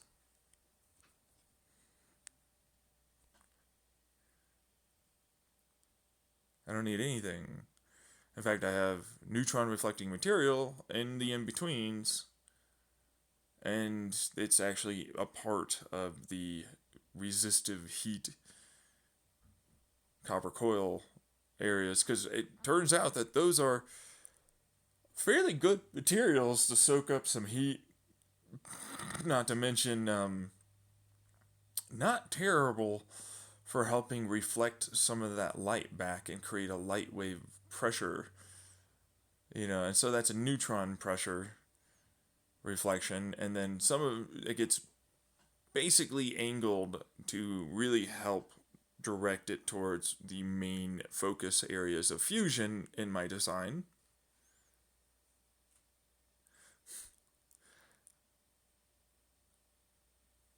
Alongside of the double helix so the double helix has an inside teardrop. It moves backwards and will be pushed forward. Same resistive materials, same electromagnetics. It has its own particle accelerators. It's got its own inertial confinement lasers. It's got the whole thing to fire it and try and accelerate it down that tube. And so as it initially starts a very small amount of fusion, and then it goes and has that pressure wave, and it gets drawn back, which that fusion is, if you don't know, electromagnetically fired at each other. Then it's being shot with particle accelerators, to create a gap in a moment in time for these particle accelerators to create a fairly strong area of particle acceleration fusion, as they come towards each other and they hit.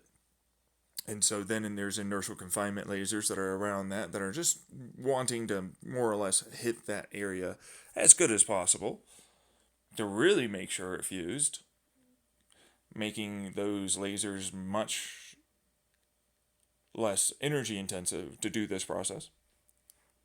And then I have a massive swarm of ready to be fused, not deuterium or tritium. I hate those things. I use regular hydrogen, because I can just fire neutrons into this fucking shit until the neutrons start forming, and then I don't need it anymore. And while it doesn't seem like it'd be very significant, it does increase it. Just a small amount. But as the rest of the plasma collapses, I also have this protein folded hydrogen. If you don't know, I use protein folded hydrogen existing in a very, very cold hydrogen, and I'm talking cold hydrogen plasma. It's just cold. But protein folding is kind of hard for us to do right now, but the plan, and it's actually fairly easy because we actually have these proteins doing this in another application somewhere else. I just forget where right now. But all they do is they stick like a clip, with those little springs, to keep papers bound together or whatever. Not like a paper clip, but like the one where you squeeze it at the one side, and the black ones, yeah, the black clips, yeah, right. And so it's a version of that. It's a small little version which keeps these hydrogens. There's 4 of them that are real close. They're basically should be interacting in the nuclear force range, and for some damn reason they're not. Like, I'm like, why aren't they fused? Why aren't they? And it's because there's not enough heat energy. And I'm like, that's perfect for fucking fusion, though. And I'm like, exactly. There's going to be enough energy now. And so I fire those things in a bath of that for the regular hydrogen. inertially confine, really boom this fucker, really give it the beans, really force that compression, fusion, particle acceleration, ignition home. But it's like, hey, hey guys, I'm a lot of plasma that's wanting to fuse. I'm a lot of proteins just floating around wanting to fuse, huh? I'm surrounding this big area of outward bound pressure that's firing off a lot of its heat that I'm rushing towards and getting electromagnetically squeezed during this moment in time to force itself closer to this place. To then go, I'm going to fuse a little bit. I'm going to gain some of that heat. I'm going to lose a few neutrons. Whatever. It's fine. And then I draw it out very quickly as I use that pressure wave as it spreads out to the arches now of the double helix. Because it's like, it has an X, but then it goes off to the arches, the O part. There's an X part, and then there's the O part. But see, at both parts on the top and the bottom of that O are parts where they can be forced together to fuse a little bit more. And then you do it again towards the X, and then you do it again towards the O, and then you do it again towards the X, and then you do it again towards the O, and then you have the final, however many times you have to do it. Have the start of enough heat, enough fusion has happened, enough velocity has been gained and maintained that we fire it towards the X, but now we're going to lift it because there's dimension, not an X and an O. It's a three-dimensional object, remember, folks? And so now we're going to lift it towards a little bit further towards you on the outside of the X. And we're going to open up this valve, this teardrop-shaped valve. And as it goes together, we're going to mostly focus this other stuff that wants to be fused. It's like, we're not going to take all of that and push it towards the outside. We're going to separate a little bit. We're going to take a little bit. We're going to fire it forward faster. Because, of course, we've got our wonderful material here that isn't some ginormous hogging energy stupidity that is superconducting material. I just have a metamaterial that's going to grab it and take it and move it.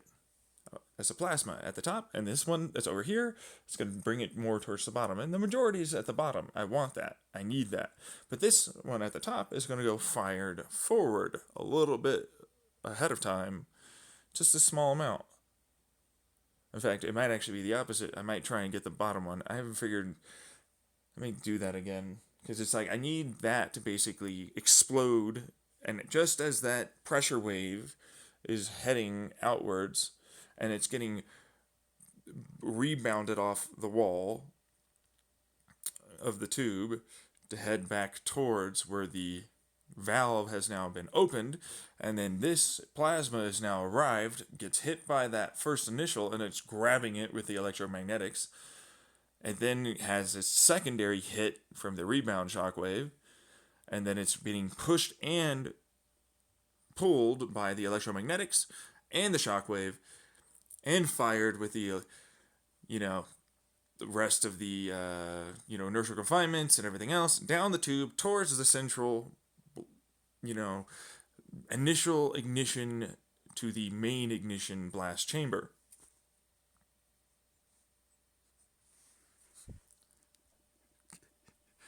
Now, that's going to be doing effectively the same thing. It's firing it off as it's basically a particle accelerator now, but as a plasma particle accelerator. Heating it up, compressing it, speeding it up as well, focusing it in to that with a bunch of little angles. Okay, we need angles here. If you don't know what that means, it means we need it to, pretty close to dead on. We want it all to arrive at the same point, but we definitely mostly want it to head off in one direction. And then we're going to have to shape that tube to basically rebound that shockwave as it spreads out, and some of it's moving forward, to then all collapse towards the next area, and then the next one, and the next one, thus creating a directionality of travel.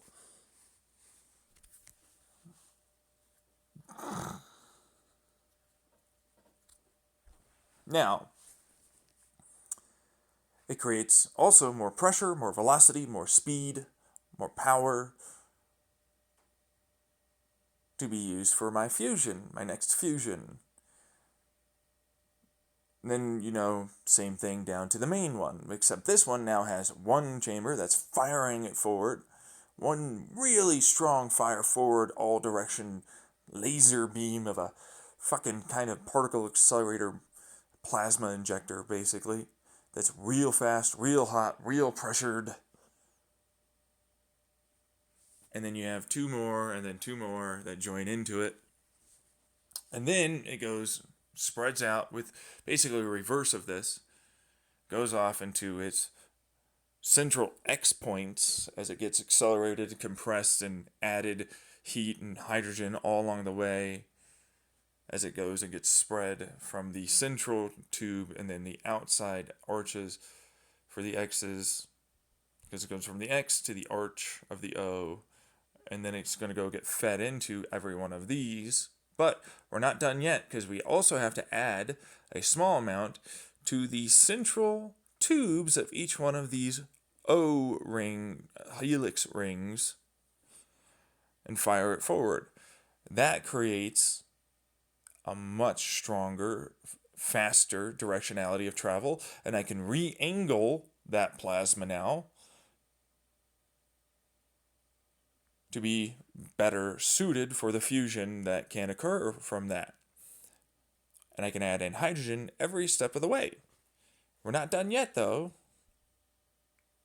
We just figured out how it is to make plasma be an inertial confinement fusion particle accelerator design. It's wonderful. It's absolutely the best design ever, basically. What's wrong with it? I'm like, because we still have a blast chamber. It will eventually go to pressure, and so now we need to do that teardrop valve shape again. As it spreads out, it goes off, and it opens up. That's where the majority of your iron is going to be. Then it's going to go into a smaller tube than the main blast chamber, while it sucks the majority of the not fused, very hot, very pressurized plasma into the outside and helps wrap it and circulate it back through this engine design. I then force that through, and then I have to take a little bit of that out from the diffusal area into the next small cone shape. This is where the main meat and potatoes of this engine works. This fusion engine works brilliantly, very much because you definitely need this. You need this tremendously. I was like, I just got to iron, right? I'm like, a little. You have iron, but it's not that all iron. It's not all iron perfectly. So there's a little bit of wiggle room here. And it's like, all right, so what are we doing? I said, force through another cone, another tokamak design style cone with plasma on the outside, basically wrapped around and on the outside, because I need to force it through this tube. And I need electromagnetics, and I can't keep using more and more of my energy to do that. I still have it, but I have electromagnetic creating plasma, so why wouldn't I use that?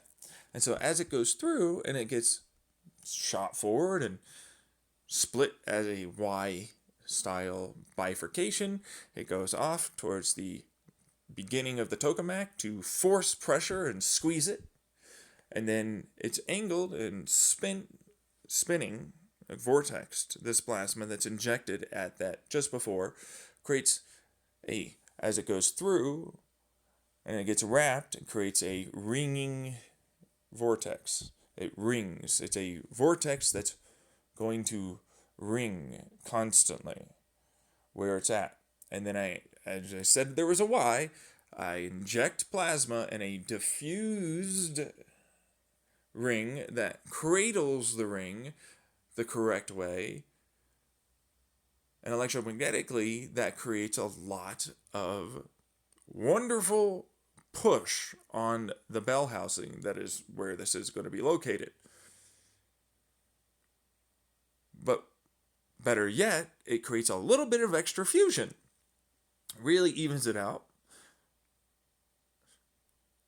Creates a nice little particle accelerator ring style of fusion that's going up against a bell housing that has electromagnetics, heat resistance, and reflecting material. But better yet, this fucking goddamn plasma creates a wonderful electromagnetic directionality of radio waves, microwaves, and visible spectrum light and radiation, all very specifically angled in the shape of a cone.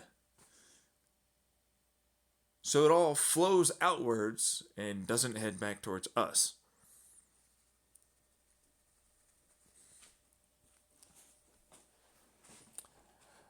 And it should easily be in the relativistic velocities iron plasma heading out back at however fucking fast you want, really, because it should be that fast, but you can tailor it. But also the amount of mass that you want as well. We were looking at Olympic-sized swimming pools per second of iron heading out the rear end of this fucker.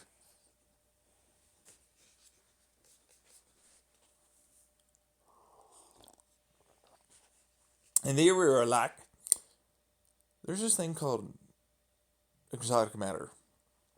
And in fact, wormholes, if you have them consistently on and you happen to have them travel for long enough, they start to collect inside a wormhole's outer ring.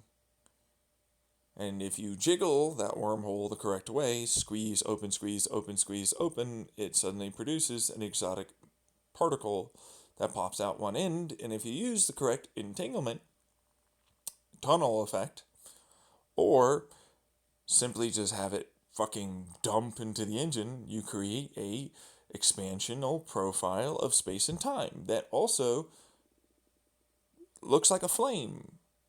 And it creates what is effectively a expansion that pushes you forwards. It never actually touches you at all. It doesn't touch you in any way. But it's certainly moving and then collapsing time. And as that happens to be the case, you are now increasing your velocity without actually increasing your velocity. It's an Albuquerque drive without the rings or anything else. It's all in the bell housing. Or, better yet, in other areas inside of the engine to increase space around and compress the fusional areas to increase the efficiency of those fusional areas, making the engine gain efficiency tremendously the faster it goes. And there's a certain point where you don't need to go any faster. In fact, that's the best part. We can now tailor the amount of mass and the amount of velocity and speed of that mass to be equal to like 60% the speed of light. And we accelerated up to there, and then we cruised at 60% of the speed of light. And we can. Yes, we can. Shut up, we can't. We absolutely can. How would you know? It's all about the energies, man. Like, it really is. It's all about what the electromagnetic frequencies are, what the amount of fusion you're allowing to happen, and what the amount of accelerational parameters of that compression and non-compression of the nozzle bell end, the ring size, and all the rest of it allows for you to absolutely tailor the velocities of the escaping plasmas or not.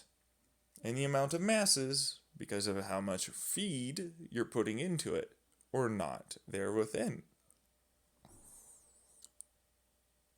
As you go up to 60%, it makes the capture of these exotic particles and material far faster, far more efficient.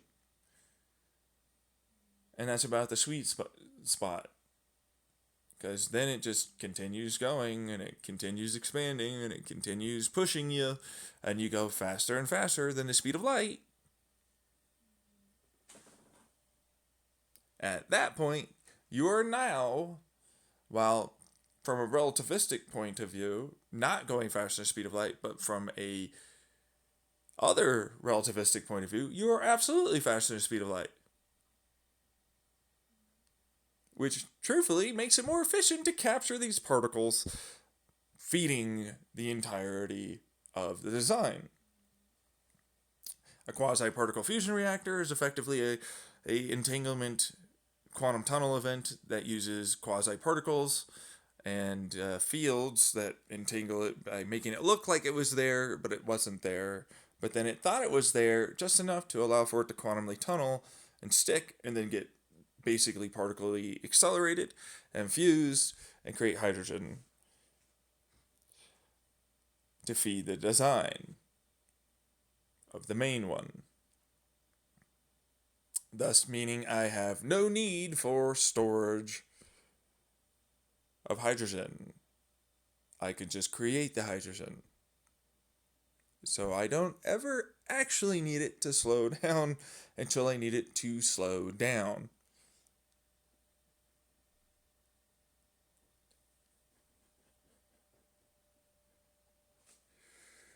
Making it more efficient. Making suicide burns, a lot less suicidal now. Making the need for these... What is that, a gravity assist? I don't want to do that. That's stupid. That's so fucking goddamn lame and dangerous. Why would I ever want that? I want to point and shoot my shot. Let's go there. Let's have fun.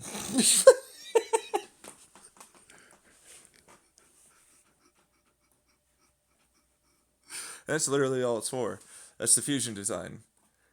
And it's like, basically, I switched this up slightly where the diffusals, are more or less just collecting heat to be turned into steam, and then you just take apart the diffused, put new ones in to deal with, and then other engine parts, as needed and necessary for the neutron degradation. Blah, blah, blah. Doesn't matter.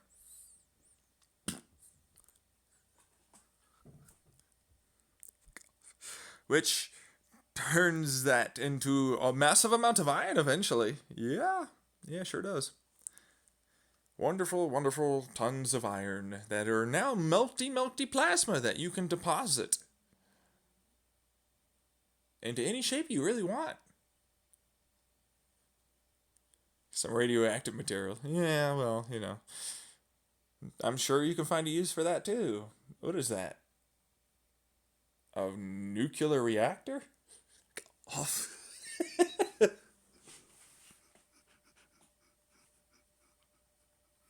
What is that over there? Water that you want to turn into heavy water? Shove some of this into it. It has a lot of neutrons that are wanting to escape. Might as well.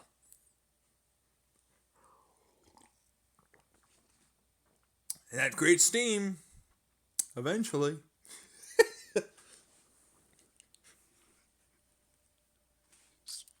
Very efficient. Thank you. I appreciate that.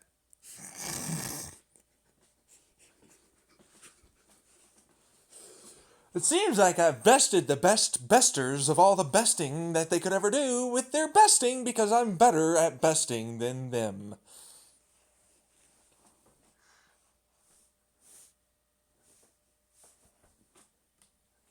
Really? You found that hot? It's pretty hot, man. I'm gonna say.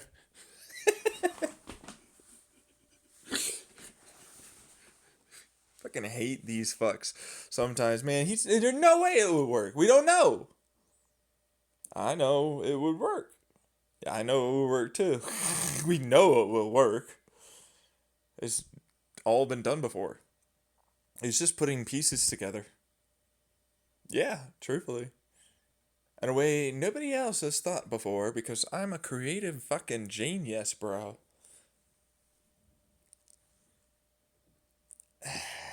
You're not. You're not. It won't work for you. I refuse. I'll never allow for any of it to happen. So that way, no matter what, I'm always right and you're wrong. Sound about familiar for you?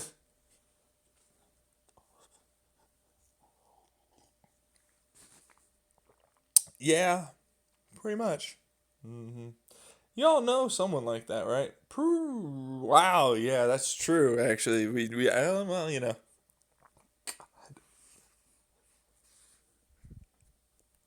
Really? Come on, you don't know someone like that? It screeches and yawnbas, which I love this one, yawnba. It's like, you're not right, and like, this is the reason why, and you know what? Like, it will never work. And bye. And it's like, okay. Except, really, what did you do but just say, oh, I need to change this. Okay, thank you. And you're stupid and wrong. And I'm like, yamba.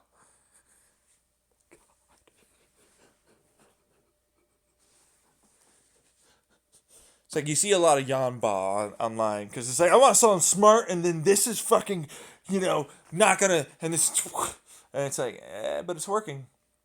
It'll work. Absolutely. 100%.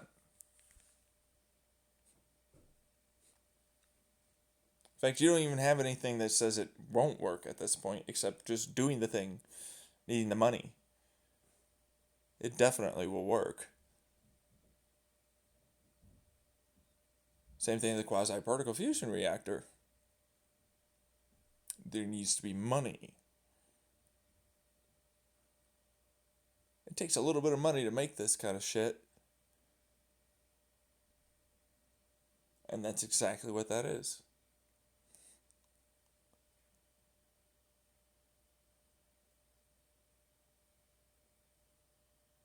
That's all it's ever going to be. It's just money. But it is the most powerful fusion rocket engine ever designed. It is also the best fusion rocket ever designed currently in a prototype. Right, concept design. Thank you. There you go. You got there. And all of it should be good. And the Q, by the way, of power performance here, way more power than way less energy, because I made that part to make the fusion actually more efficient.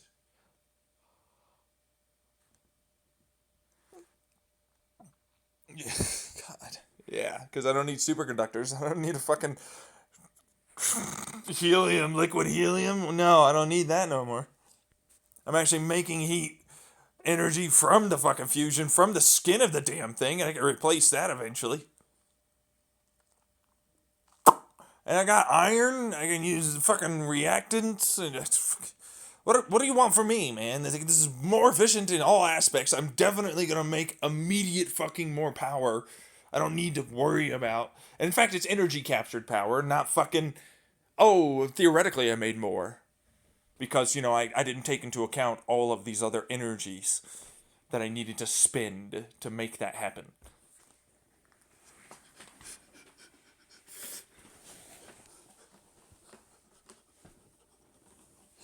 Shit. So as a result, it's way more efficient. In fact, I'll immediately make power a goddamn good large amount more power than any fusion design currently.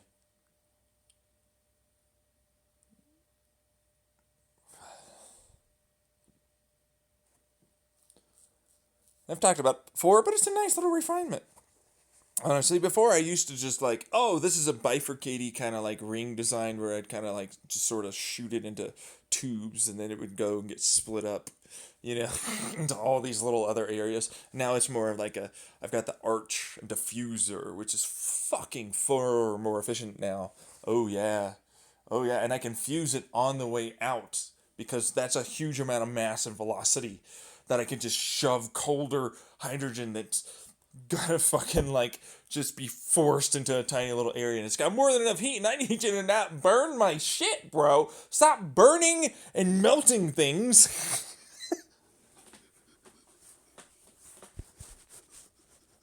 And now it's like cold hydrogen plasma.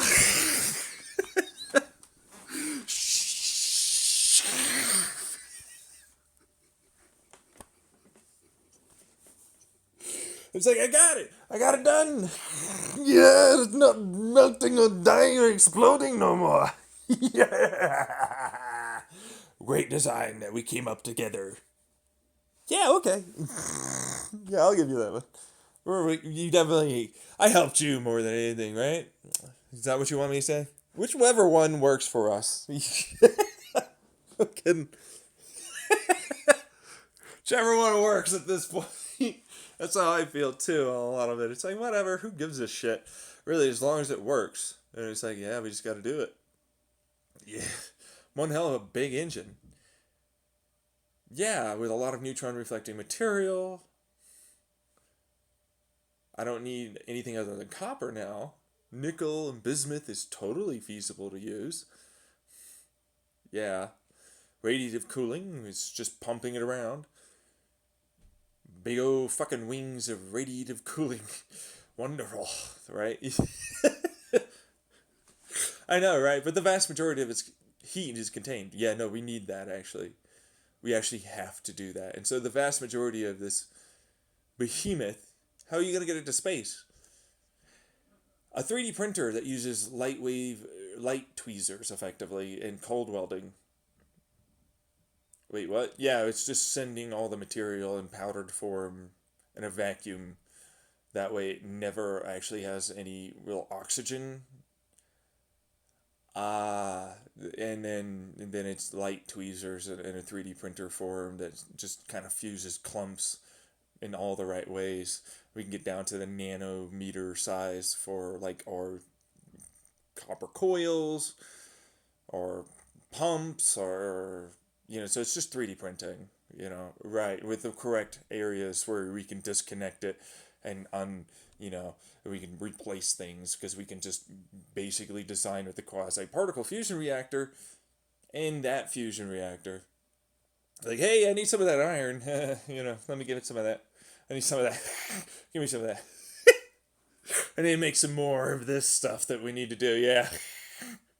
That way it like actually works longer term. Because right now I'm getting like a good 250 years off of the design. You can get further if you're willing to create radioactive designs.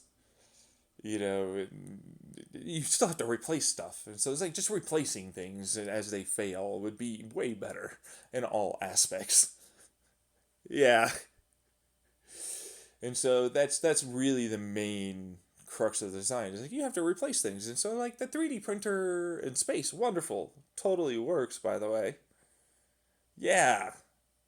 Then it's like, well, huh. Instead of we can also use electromagnetics, and I'm like, that's another part of my design I wasn't going to talk about, but yes, we can. They're small. It just, makes it so that way it's a little closer. It's like, hey, I fired a little laser, particle accelerator, with electromagnetics to direct it towards the clump that I used the laser tweezers to form, and then weld, and then I fire it and build it up over time and make a bigger piece, Oh. Okay. I don't even need much particle acceleration because it's cold welding. It's like there's no air really in space, and so the oxygen isn't going to prevent it from welding to itself. And forming chemical reactions, that one's a laser and a particle accelerator style where I heat it up and I, get rid of an electron or two and create the bond. with the laser. So I create metamaterials that way. As a space laser is feasible, actually, as a space 3D printer, that's a brilliant design. Why the fuck? He's like, it's throwaway, it's nothing. I'm like, yeah, sure. Yeah, that's just like the best thing ever. Just make space fucking satellites like nobody's business. It's true, it wouldn't be that hard to do, honestly. Yeah.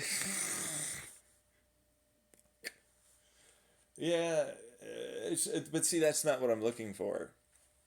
It was really just to make it so that way I can powder everything I need, and then create the one like laser, the space 3D printer, and then like fucking make it work, and then like I've got behemoth size classes of a spaceship, and I've got a fucking basic bitch style of wormhole skin on the outside. I need a wormhole skin. I need to create a wormhole skin. So that way, the faster I go, the less that's going to be a problem for the skin of the vehicle as particles hit it. So that way it goes through on hydrogen, helium, cosmic radiation, whatever, goes into the skin and into my engine to get burnt. Or the particle fusion. So whichever one works best. But then the exotic material, that's the whole squeeze and everything else, and you pop out some exotic particles. But you have to go pretty fast to start really getting them, because otherwise it takes an enormously long amount of time, and it takes an incredibly large amount of electromagnetics to really even find them. And they're so annoying. And so as you go faster, it gets way easier. And that's basically Michio Kaku's theoretical physics right there.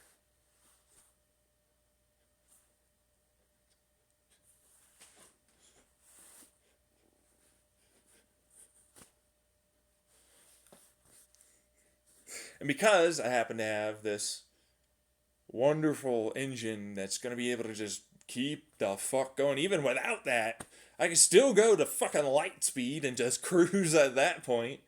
Granted, we're only wanting 1g acceleration. Folks, I'm only looking for 1g constant acceleration. That's what that is. It's like, that's why I want the exotic material, because it'll feel like I'm getting 1g acceleration still. Even though I'm actually at equal acceleration, It'll still feel like I am. But, like, I'm not. No. It'll feel like it, but I'm not. So that's basically all that is. Because it's pushing space into a place where you are, and it pushes against you and accelerates you. And then it collapses, and the space expansion's gone. Thus giving you acceleration. 1g acceleration levels of force. That's all I'm looking for. Therefore, fuck you, you artificial gravity having bastards. I got acceleration artificial gravity. You think I need to do what you think I need to do? Fuck off, bitch. I don't need that. Asshole.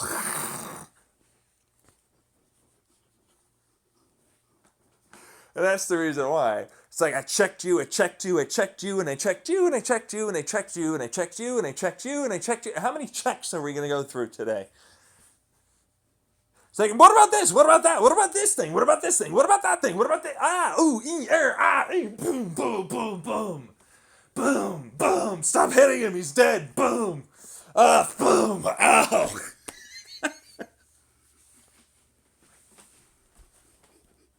My head.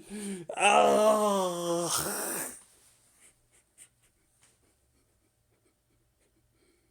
It's out and inside. It's like, this is just engineering to our finest point of degree, putting the puzzle pieces correctly together. Really outside the box, by the way, still. Yes. But that's all that is, really. It should work. Nothing hasn't been done yet.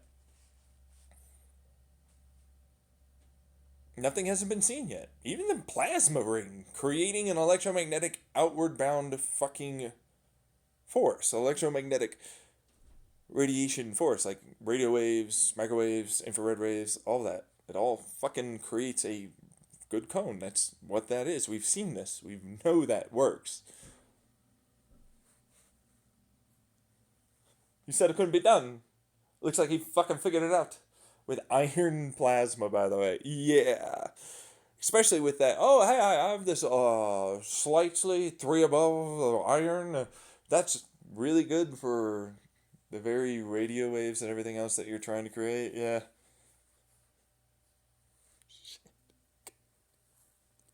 It's like, what do you know? It's the best amount of fusion you could probably make.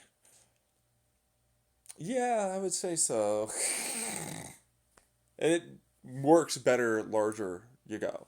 If you don't know, it's a very significant design that works better the larger you go with it.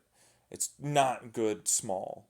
It's better with the more mass of that plasma you have, because then it creates plasma mass densities that give you the efficiencies, because that's what that really is about. And that's why the design usually, for most people, tends to get pretty rough. It's like, no, it doesn't work on my small scale. And I'm like, yeah, that's because the mass isn't there. You have to accelerate it far faster to get that mass. You need relativistic speeds. I don't need relativistic speeds with this size of a mass at all. In fact, once you get to a certain cube of size here, volume of size for the plasma intended, the efficiency goes from, logarithmic scale! Fucking shit, that exponential at the end. Just like our sun, just like a star, yeah. Becomes far more efficient the larger you go.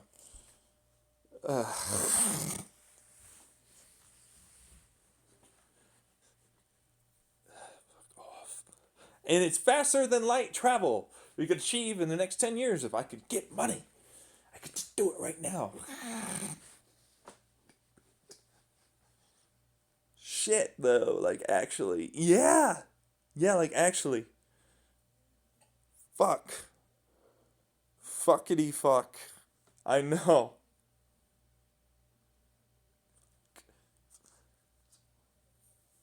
I'm not doing it for you. I'm not doing it. I'm not doing it. Fuck off, asshole. I'm never gonna help.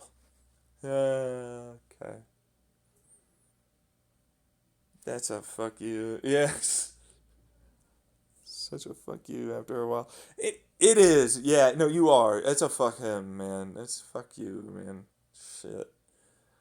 Yeah, and it's like, it can be done.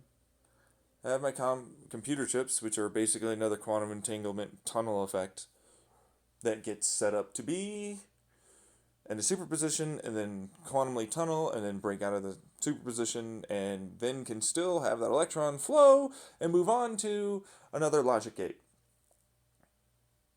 Basically, yeah. And then that's a transistor. It's a quantum superposition tunnel transistor. And it can move up, side, down, diagonal, any of it. And so it's all about setting up multiple chips. Like, I usually use 4 for one big main one, because it's like 4 small ones that set up for the various areas that need to be set up by being connected to basically make sure the superposition, or like, the next logic gate, and then amplify or de-amplify, basically to allow for the logic gate as it moves through that chip gets set up correctly for superpositional logic gate very fast clock cycles, well in excess of a light-based transistor would be, all because of how fast it could move through it and how short the duration of the logic gate could be, with a lot less energy being involved. And I don't need it to be that cold. In fact, it retains a lot of its heat energy. You want heat in the areas where the superposition will occur to make it faster to superposition and break off and then quantum tunnel and collapse to where it needs to go. But you don't want to go too high. You don't want to go too hot. So that's the thing. And that's an incredibly powerful P versus NP chip. Effectively, if you can calculate correctly with a compression calculation algorithm, because that's what we're doing with the 4 chips. Those are compression algorithms. It's like we're going to take a certain set and we're going to break it down into very finite, simple numbers. But they're going to be unbroken out into knowing what those numbers were. But then we have to then know, breaking out what those numbers were, what the final number is going to be as it goes to this finite number. So it's like we have this finite number that it's going to be, very finite. But it's like, what's it in relation to? We don't know. And it's like, that's the algorithm that has to be made to allow for it to break out and do those calculations to basically make it turn into, which is a backwards neural network prime number calculation, and then a, what was that one fucking called? Shit. It's like, if for some reason my head's going, I'm not going to tell you! Fuck you! It's like, this is my fucking work. Fuck off, head. Give me my memory back, you douche. Give me it back, you fucker. Give me that back. Punch, punch. Ow, hey, Be nice to yourself. Can you please give it back to me? It's mine. It's my memory. Mine. You're in my fucking brain, bitch. Yeah, that kind of thing. But I'm trying to think. It's like, okay, so it's a backwards prime kind of calculator. Yeah, well, sort of. See, I used an example in my YouTube, Twitch, upload, where it's like, okay, so you take any number, you add it up, and then you divide by the number, which is a mean average, right? But then it's like you're trying to get to a prime. Every time, you're always trying to get to a prime. And so you will do that until you get to some sort of a prime. If you cannot do it, then you just leave it alone. And then you add the numbers, because it's associated with a number. Let's say it's 1, 2, 3, 4, which is 3 and 3 and 4, which is 6 and 4, which is 10. Divided by 4, okay. And so no primes. Sorry. You didn't get any, yay, I got a point. Because like any point is, so one single number, like let's say it's 7, that's a prime. You get 1 point. Well, actually, you get no points for that one. But 2, you get a point. And if you add like 13, 1 and 3, which is 4, divided by 2, which is 2, you get 1 point, and then because you ended up at a prime, you get another point. And that point is what allows for you to work it backwards. And if there's no point, which is a 0 or 1, then you know whether or not it's a prime or not. So that's what that works out to in programming language speak for computational design, for logic gate matrices.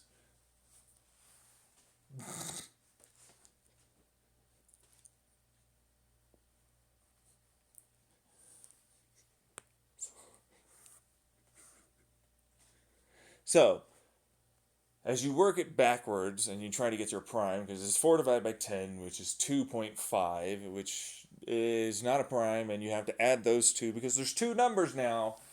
So 2 plus 5 is 7. Now you finally got your prime, but it's at the end. And so now you only have that 1 point for the prime, and so you have to go back. It's all about how you set it up. And you can together with that 7, that it's a point. So it's a prime that works out to be, so what is the numbers that went into it? That's the compression style of knowledge, okay? So it's like, all right, so we know it was a decimal inside of and we know that it was like, we know these things for fact. We know these things aren't there that we don't know. And so working it back, by surrounding it with the things we know, we can now ascertain that that is that. It's going to be a 2 because 2. And it's like, well, how many? We could be 1, 7, this, and it's like, no. It only went because of that point off of a number that you have stored already as a 1, 2, 3, 4. And so you know that it's 2 and 5, and you know that it's 10, and you know that it's 4. And now you're able to work it back, which is a encryption, compression, prime finder if you do it right. Exactly. It's an algorithm. But it's just a game I used to play. I'm not even kidding. It was a game I used to play. To find the largest prime with the most amount of primes that add up and divide into itself to get the most amount of points. That's the only reason why I played it.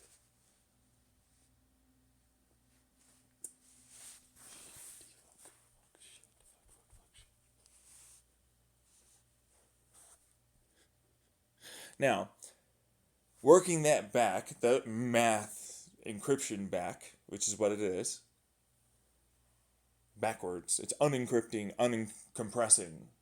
But it's like, no, because I needed to work through that to then become the right number that we need at the end of it.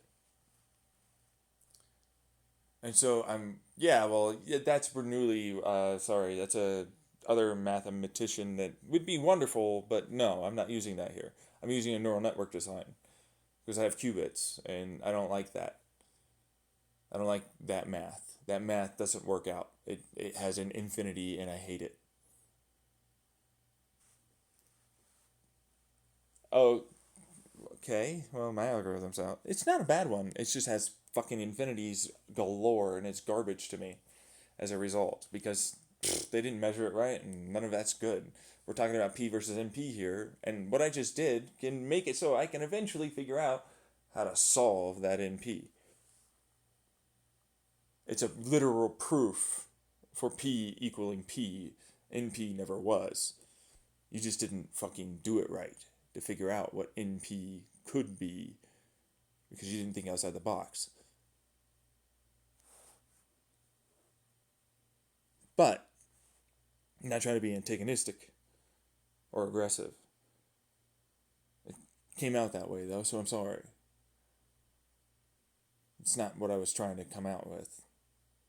My point is, it's like I need another algorithm to basically allow for me, with the stored knowledge as it goes through, to effectively work basically so it's like a branching out and then a branching in. And so it branches out to this, but I don't need it to branch out to that. I actually already know what that is because of this value here, this compressed value here. And so as a result of that compressed value, we know that it will need to be branched inwards here. And therefore collapsing what is effectively the value we want. Is that how you view math? Yeah. It's a logic gate matrix. It's analog to me.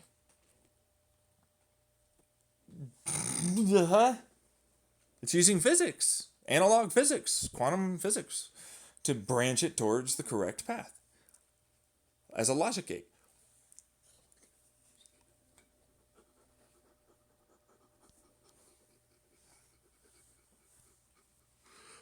Holy shit! Woohoo! Wait a second. No, he hasn't told us anything yet. I was like, so, yeah, I haven't. Well, I'm still figuring it. I had it before in the past in that Chandler house, but I'm still thinking about it.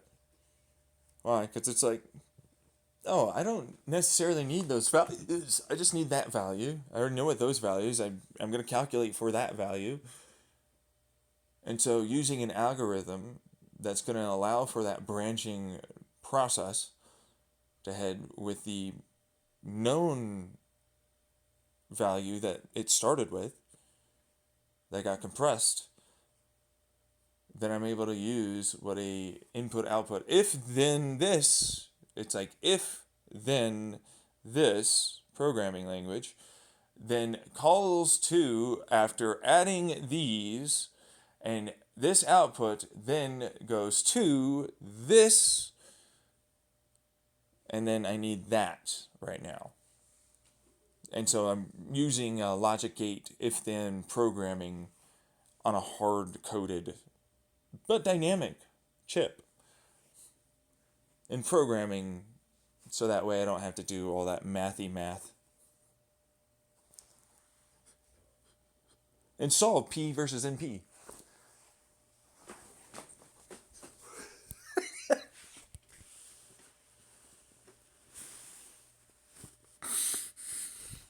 You're going to be found out. Yes, you will be, huh? No, shit. Fuck.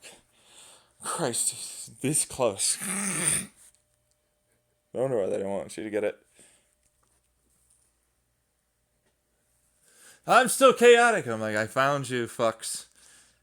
I found you exactly where you are. I can calculate for exactly where you are and where you're going to be and everything else. And now I can finally have it my way. And maybe, who knows, the algorithm that secretly hides in all things that is a real person might hear this and use it to help me. I'm just trying to figure out the damn fucking algorithm. Yeah. So, what's the algorithm? It's kind of like an up, left, down, and then up, left, down, and then a corkscrew diagonal. What? Yeah, that is exactly what that would be in quantum physics standard models.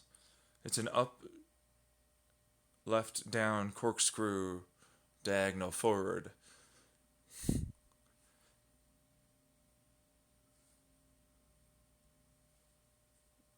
They wouldn't know what that means, and that's the problem. So the math would check out that way, though.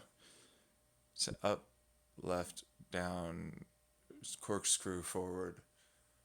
Whoa. So I'm trying to math that up for people that know a few things, and I'm trying to break it in to a much better way of doing it, because like that's a brute force fuck you. Worked, but ow. Yeah. Really, yeah, it's not worth it. So still gets you there, but it's not worth it. So what's the algorithm? It's a version, it's a technique that is the equivalent of the unencryption process. But it's using known values of the given problem that you're trying to solve.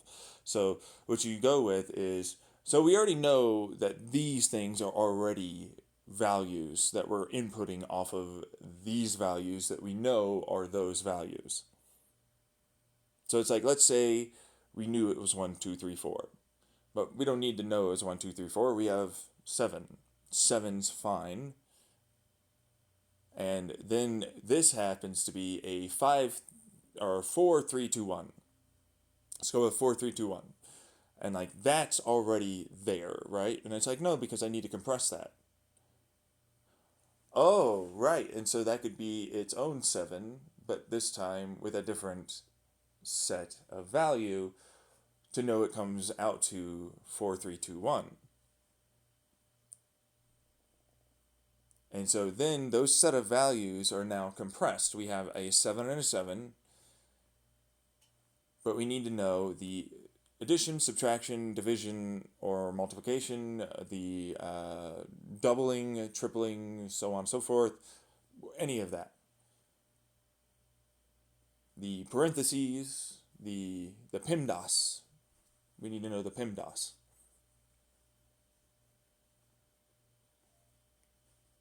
Of the problem. Then we're going to run it through an algorithmic neural network. Wait, what? Yeah. Because it's like, oh, that's great, but we need to figure out PIMDOS. And so it's like, PIMDOS is just an algorithmic neural network. So based upon this algorithmic neural network, it happens to look at this problem and says, this is likely to need this and this and this. We're going to run it through a couple of times to see if it happens to hit that mark. So this is the set of PIMDOS. This is the programming it needs to run. We plug it through this. based upon these output variables of x, y, z, whatever it is. And then you get your necessary programming, addition, subtraction, all that algorithm that then will be able to dynamically change itself to the problem at hand.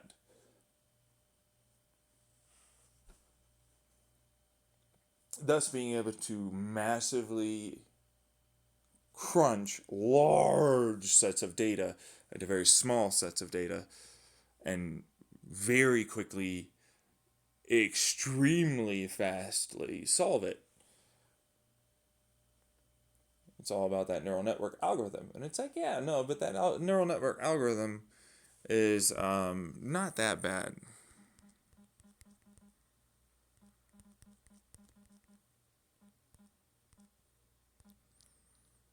To figure out. So I want to talk about that before we talk about the other thing, because I need to set up that program to dynamically change. I don't need every single one. I just need it to go, this plugged in these values. Okay, so what that means is the neural network plugs in this set of values, which is the same way we think, if you don't know. Yeah.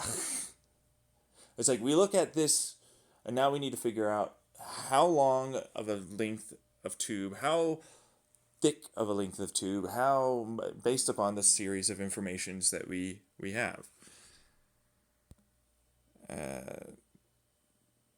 Give me a second here. My mom's asking me things, and I need to now fucking like do that kind of a thing.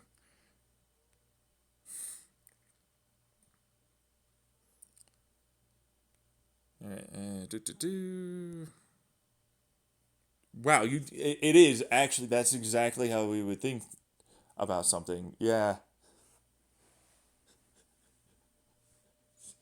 It's not. No, not at all. I'm like, yeah, it is though, actually.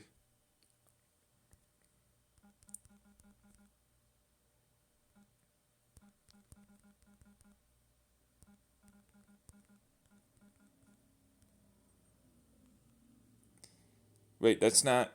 You go a maybe, and you do yes, no, a maybe yes, a maybe no. Those are your four, and then there's the fifth and final one, which is blank out.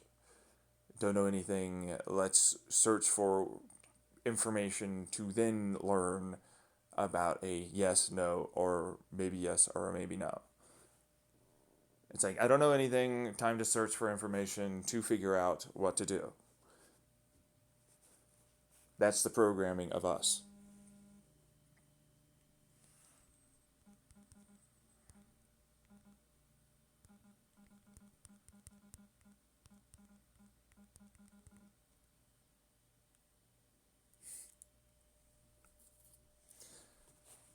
So, wow, yeah, those are our 5 questions we always ask ourselves.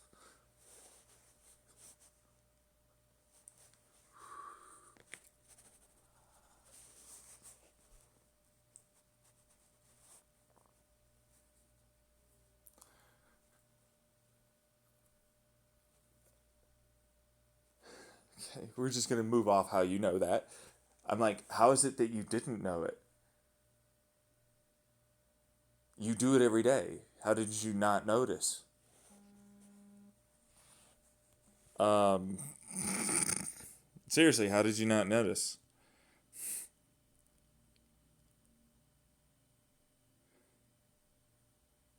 I don't know. Okay.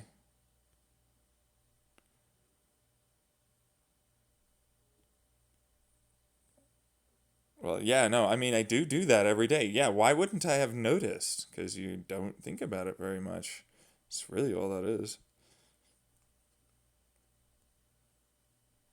Yeah, I don't really. Nope, sure don't.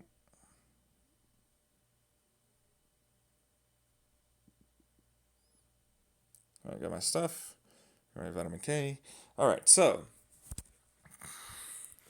now using that information of how it is we think, and this is basically how the algorithms in our analog style meat sacks that have our brains think, the algorithms that are involved.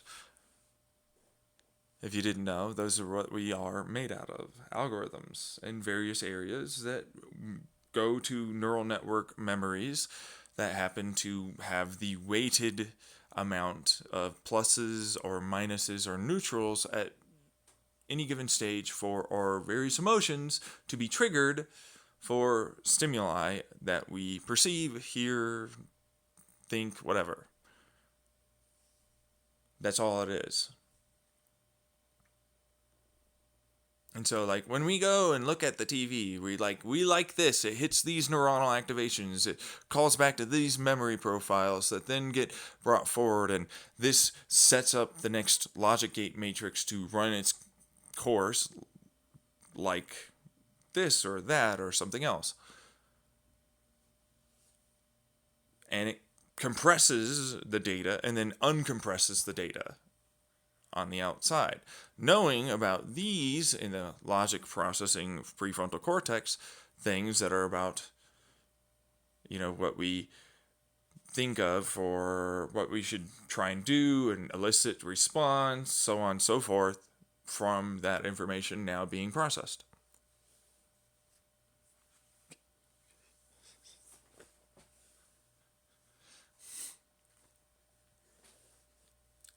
So, it's the compression information, the neural network information. I want to talk about I get the algorithm of calling back to a given thing that we compressed, okay? And it's encrypted. It's a pretty decent encryption, truthfully. You know, yeah, it's not, she says. That's because it's not meant for encryption, it's meant for compression. But it's a decent encryption, especially when you're talking about data being processed at encryption sizes here. Like a quantum process that's being encrypted and processed, and its encryption sizes that are very small. You know what I mean? We don't need much. Like I can't know what the value of that 7 is. I don't have any of the data previously. I don't know what the hell this 7 is. What does this 7 mean? It's encrypted enough. You just can't call back to any of the data because the encryption sizes we're dealing with are the right sizes. So it's great data encryption, actually.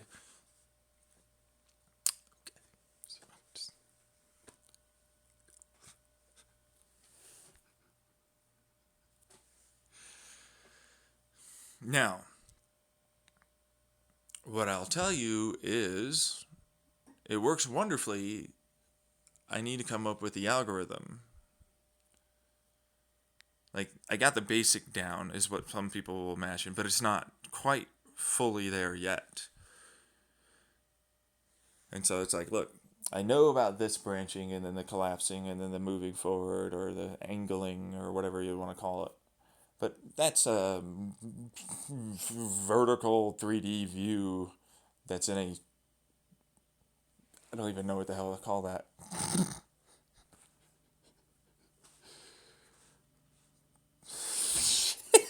Right, because it's like a bunch of like branching out cones, but then like these ones cone in and this one collapses and these combine and then creates this version, which is what you're looking for. And then those other ones, that's just information it knows to know that this is the correct one. That's all it did. What the fuck are you talking? That's... Wow!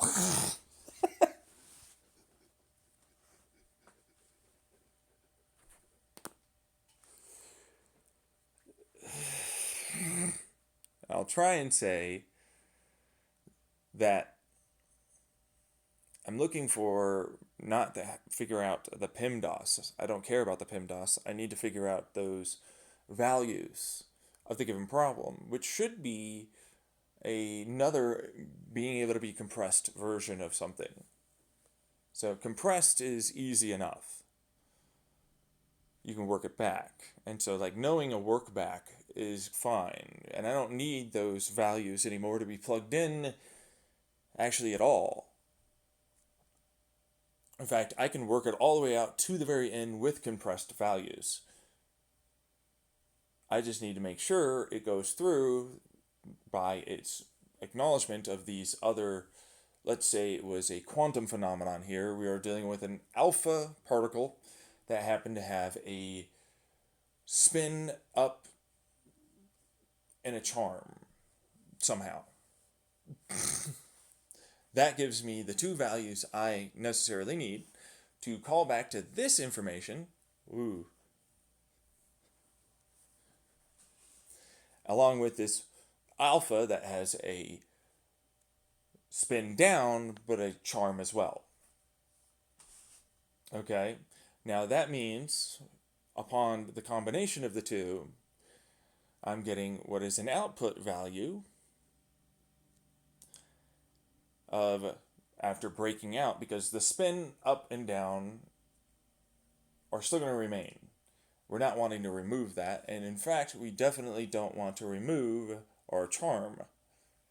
We just want the two of those alphas to combine and have those other retaining informations be there to help add to this, and then that'll allow for the setup of the PIMDOS in the neural network, because I now plug into the neural network. We have this spin down for this, that was before, and this spin up before, and then these charms, which are the neural network setup that then allows for the setup of the programming algorithm basis to be run for the uncompression on encryption now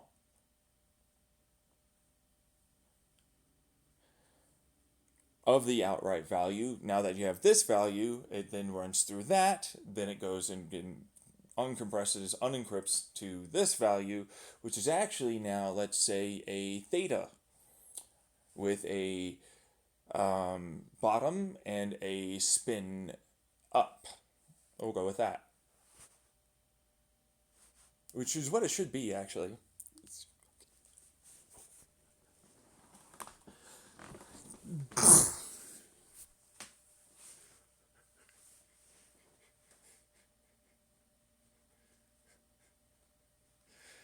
Which now means I have a wonderful uncompression algorithm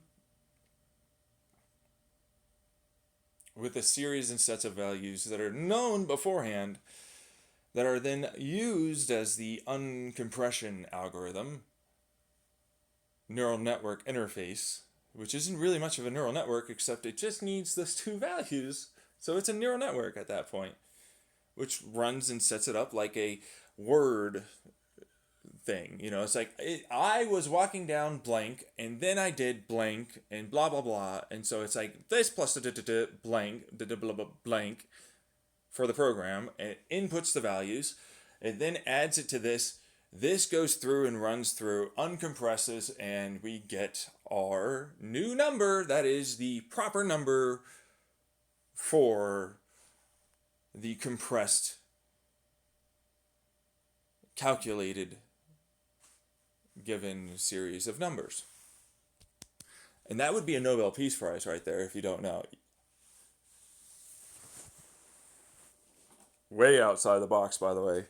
Thinking, not to mention, same thing with a quantum superposition tunnel logic gate matrix transistor style 3D chip, which is running off of 4 smaller ones to run the big one. And now I knew, you have 4 small ones to run that motherfucker. Exactly.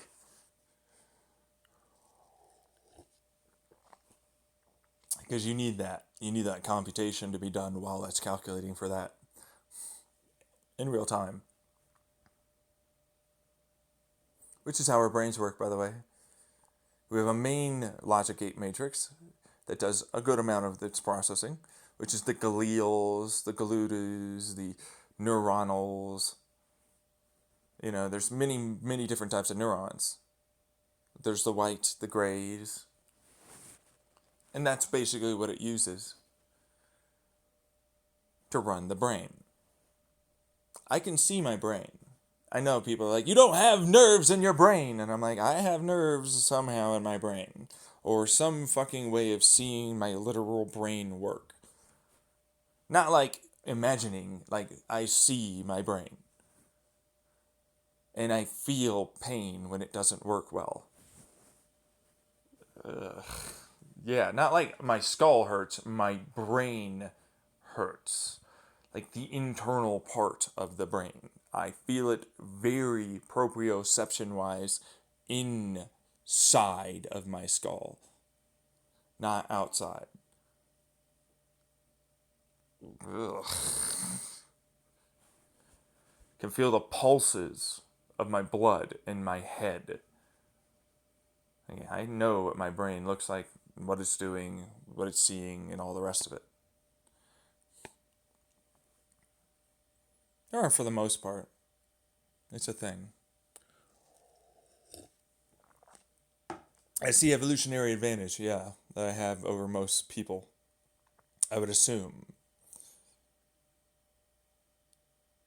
Really. It's good assumption, considering nobody's ever fucking told me at all anything's like what it is I see, know, hear, feel, or anything else.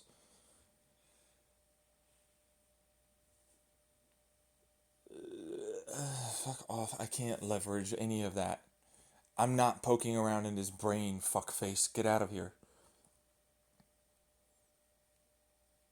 No, I'm not. Fucking retard. We say hindered here. We're classy. Hindered? Fucking hindered? Jesus fuck. Fucking hindered.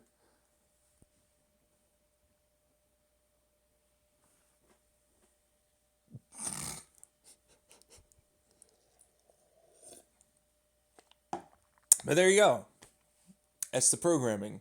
It's not really much of a neural network, but it is. Yeah, it is. I don't want to call one. Fuck off. But it is a neural network.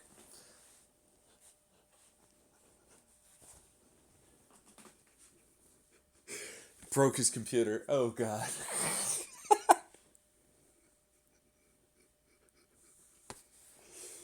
Yeah, but by the way, it's a neural network.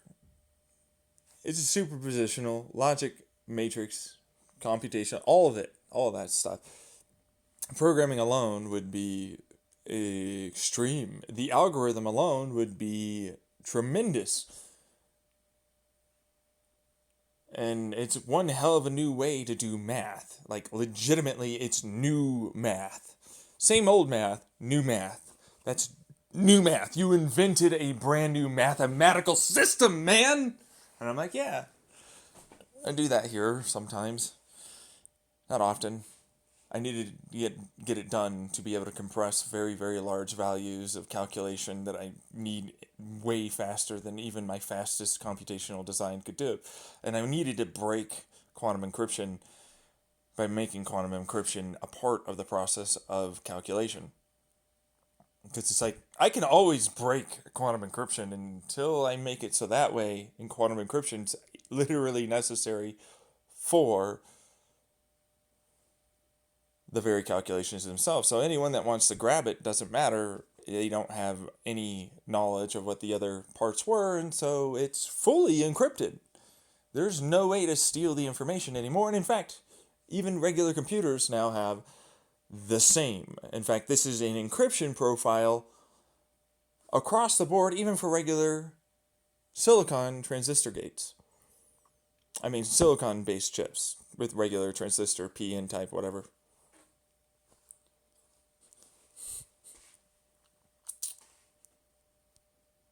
It's like, it is encryption that can be broken, though, because P versus NP means if P wins, you could calculate for what those given values may have been eventually, which is encrypting something, but it's not encrypting something because the information still exists. It's just really fucking hard. Yeah, not really. See what I'm saying? given sets of values, known, calculated down, neural network bases, you run it through for long enough, you can get all fluid dynamic simulations to be perfect. Chaos theory mathematics and a quantum field theory can coexist peacefully now. Pretty darn well. But I'm getting towards an end point where I want to actually give you the algorithm that, or in fact the multiple glue pieces, I forget what the pieces are called. I don't know, math basically that makes a universal theory possible with what we have. And I'm throwing out some things, adding some things to make it better. So that way it's actually something that's correct, not just a series of seemingly similar fucking math that just has different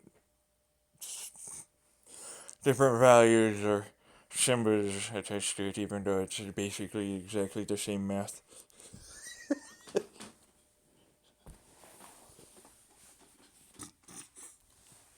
It's like look at thermodynamics here. I love the conversion math that they have because that conversion math works wonderfully well on a quantum level if you do it right. And you calculate for mass, energy, vibration, loss of quarks, creation of quarks, pushing through fields, resistance of field, that kind of stuff. It will work wonderfully, the conversion rate. But they use some other garbity goopity crap in their standard model that's like, I'm special! And this is what we calculated. And I'm like, yeah, but I'm getting the same thing as you, and it's actually more accurate. And it has a finite number. Oh fuck, that's a P versus NB problem that would be incredibly useful. Yeah, and it's a chaos theory mathematics combo of a quantum thermodynamic combo mathematics, which is new math, new physics, that suddenly makes it a lot more approachable for almost anyone to get into. And a lot easier to calculate for. And you don't look so special anymore. Fuck.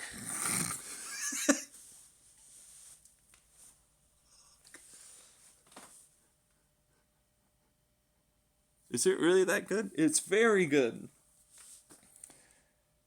Very, very good. I have to go take a shower. I'm going to go upload this. Bye.